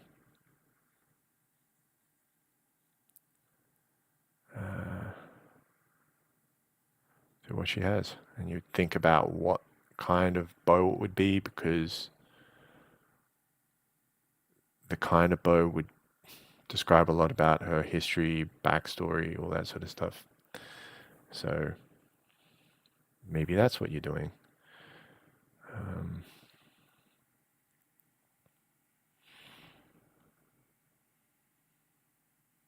And yeah. So that's just like a quick little breakdown. Right here, I'm probably just gonna like look at this and just think about the beats. Like I think back here, I think I would prefer something darker. That's sort of a little bit less. There we go. Because it's only going to capture the attention for a few seconds anyway, so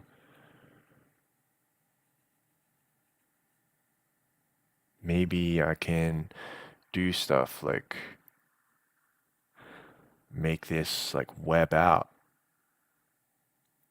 so that it starts to move attention through the page in different directions.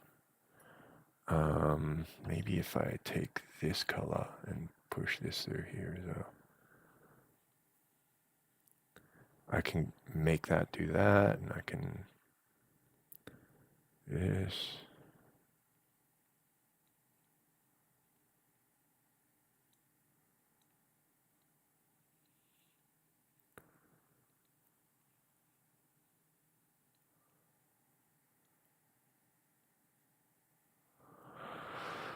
Don't know. Maybe something lighter, just add some like flares to the stream.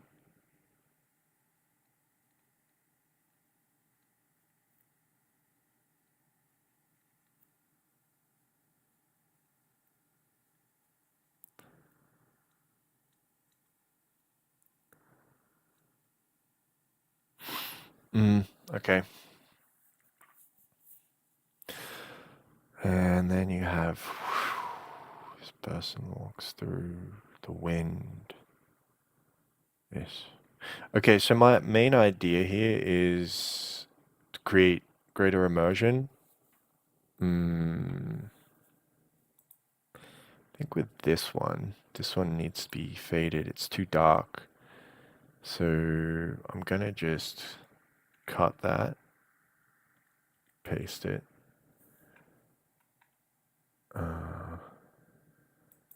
Actually, I need to do that with the other thing. And X, V, there, lower the opacity. And then this one, lower the opacity.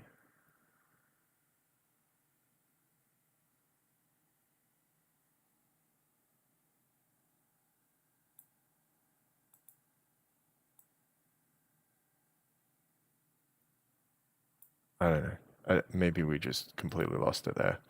But the idea is just to look at it and say, beat, beat, beat.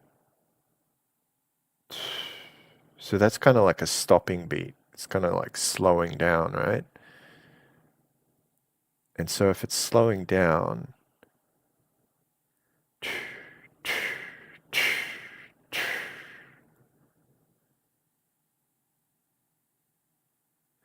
maybe on the next scene you would just like blow it up, like have a big scene or something where things are happening, and then the character defining moment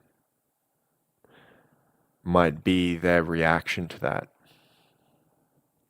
Like they might turn away, or they might hide, or something.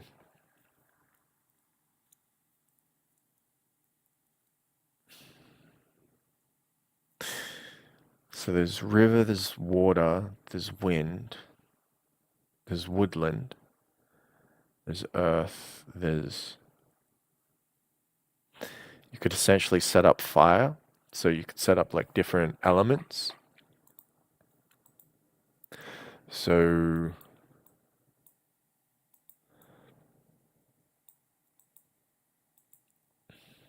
say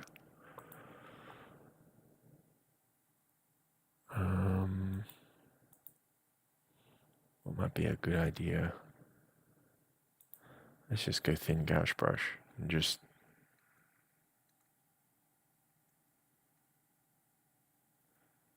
you could have fire sconces or something. You could also have fire sconces like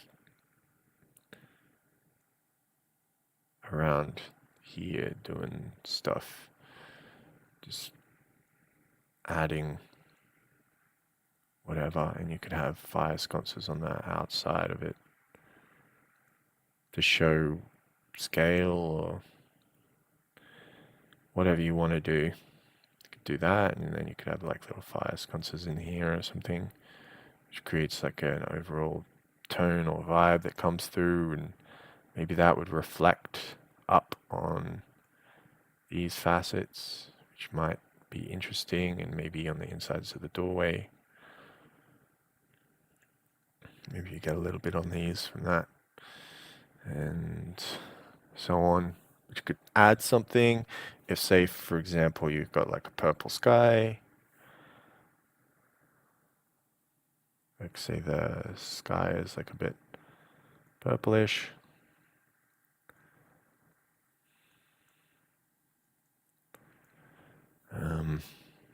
Obviously you wouldn't make it that purple.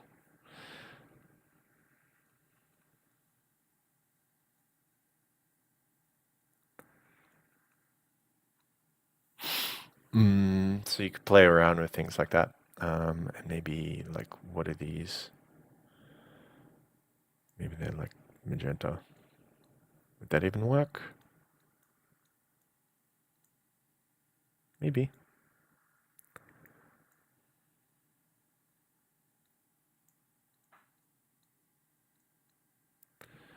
Maybe you'd have like some blue flowers.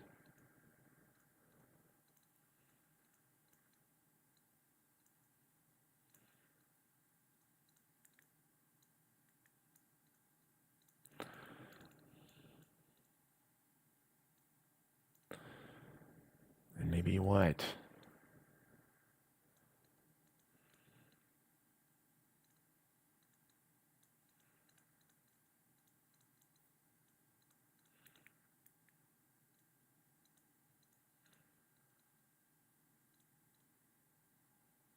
I don't know. You can play around with anything. Color schemes.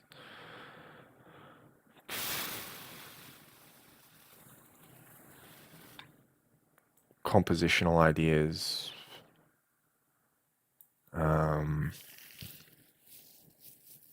Who the character is, what the beat is describing. You could even like add in different frames, say like this is doing this with the babbling brook. Maybe you want to have like to flow from the babbling brook into then seeing it push through different rocks or something, and then see her feet, and then scale back to this, and then to her, and then the next frame is like this hall, and then like what would describe her? Who would she be? That's kind of the most pressing key, actually.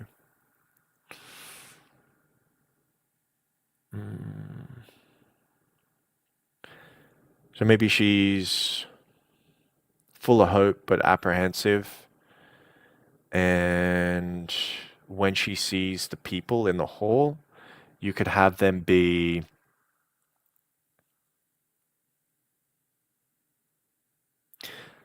like some of them gloating, uh, others concerned, and someone focused and paying attention to her, which could give her some air of mystery, like why is she so important to get that person's gaze? Or why is she so unimportant to gain nobody's gaze? And maybe the maid looks at her or something, and then you're starting to like change that vibe. Like, what would be the set of vibes here? Like, is she a healer? Is she capable of fighting monsters? Or is she, you know,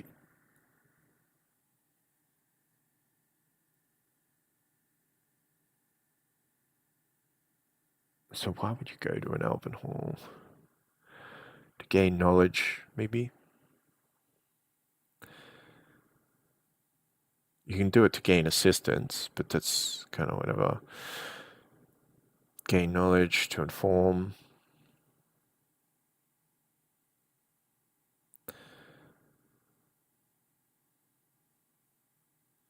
So maybe she has something. She has proof of something. And so maybe you would bring attention to that something that she has. Like maybe she might have something around her neck, like something that's there and is around her neck. Like let's say it's the ring, whatever. I don't know. Then by showcasing that at the very center of the page, just everything sort of going around it, you're creating a mystique or an air around this one central point that you could then display, and maybe you could put an effect through the page. So let's make it like light and sort of do like this. That breaks through all these things, and maybe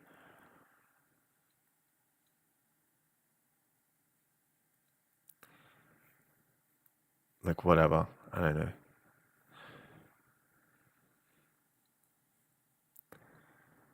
That starts to break through different things and creates a narrative. Like, okay, so we've got this flow that comes here, and maybe the shine is because of that ring, and maybe there's like a shine along here, and a shine in here, and a shine across here. Um, Something. And that brings you to this, this object. So, and maybe you don't want to make it like squares or something. Maybe you want to make it something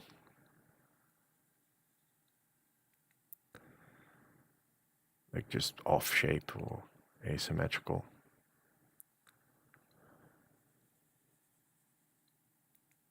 Or just has specific directions to it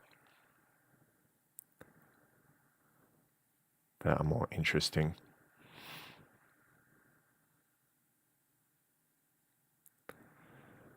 And go with the direction of the page or the sweep or something. Maybe I could do this and this.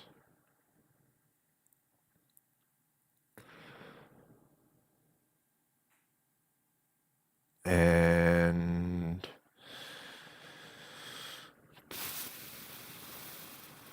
yeah, you could even have like the sun setting over here, like orange.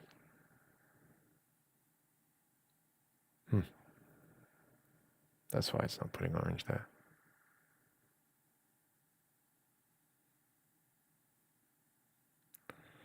And casting across the tree tops.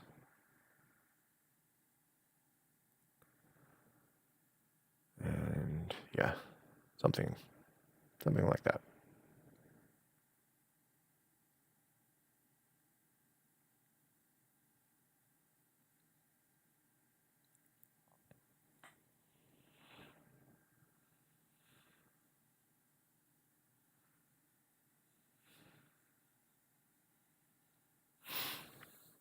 Yeah, so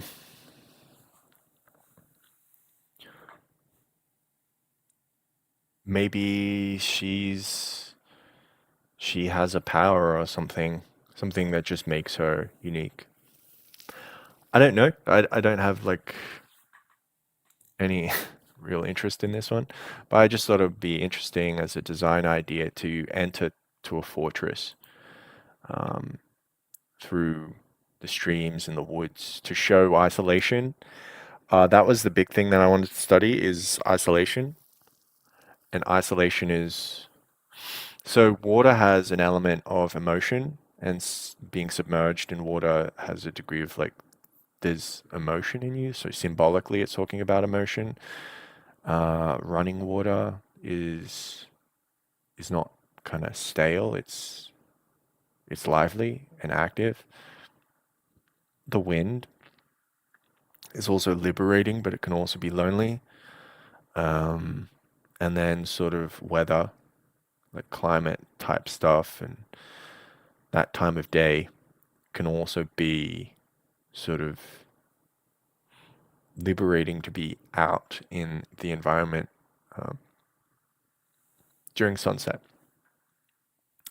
So I hope you enjoyed that, and in case you've fallen asleep, I'll actually not turn on like loud blaring music and just leave you to it. All right, take care, guys, and I hope you enjoyed that one. And yeah, see you guys. See you guys later. All right, bye.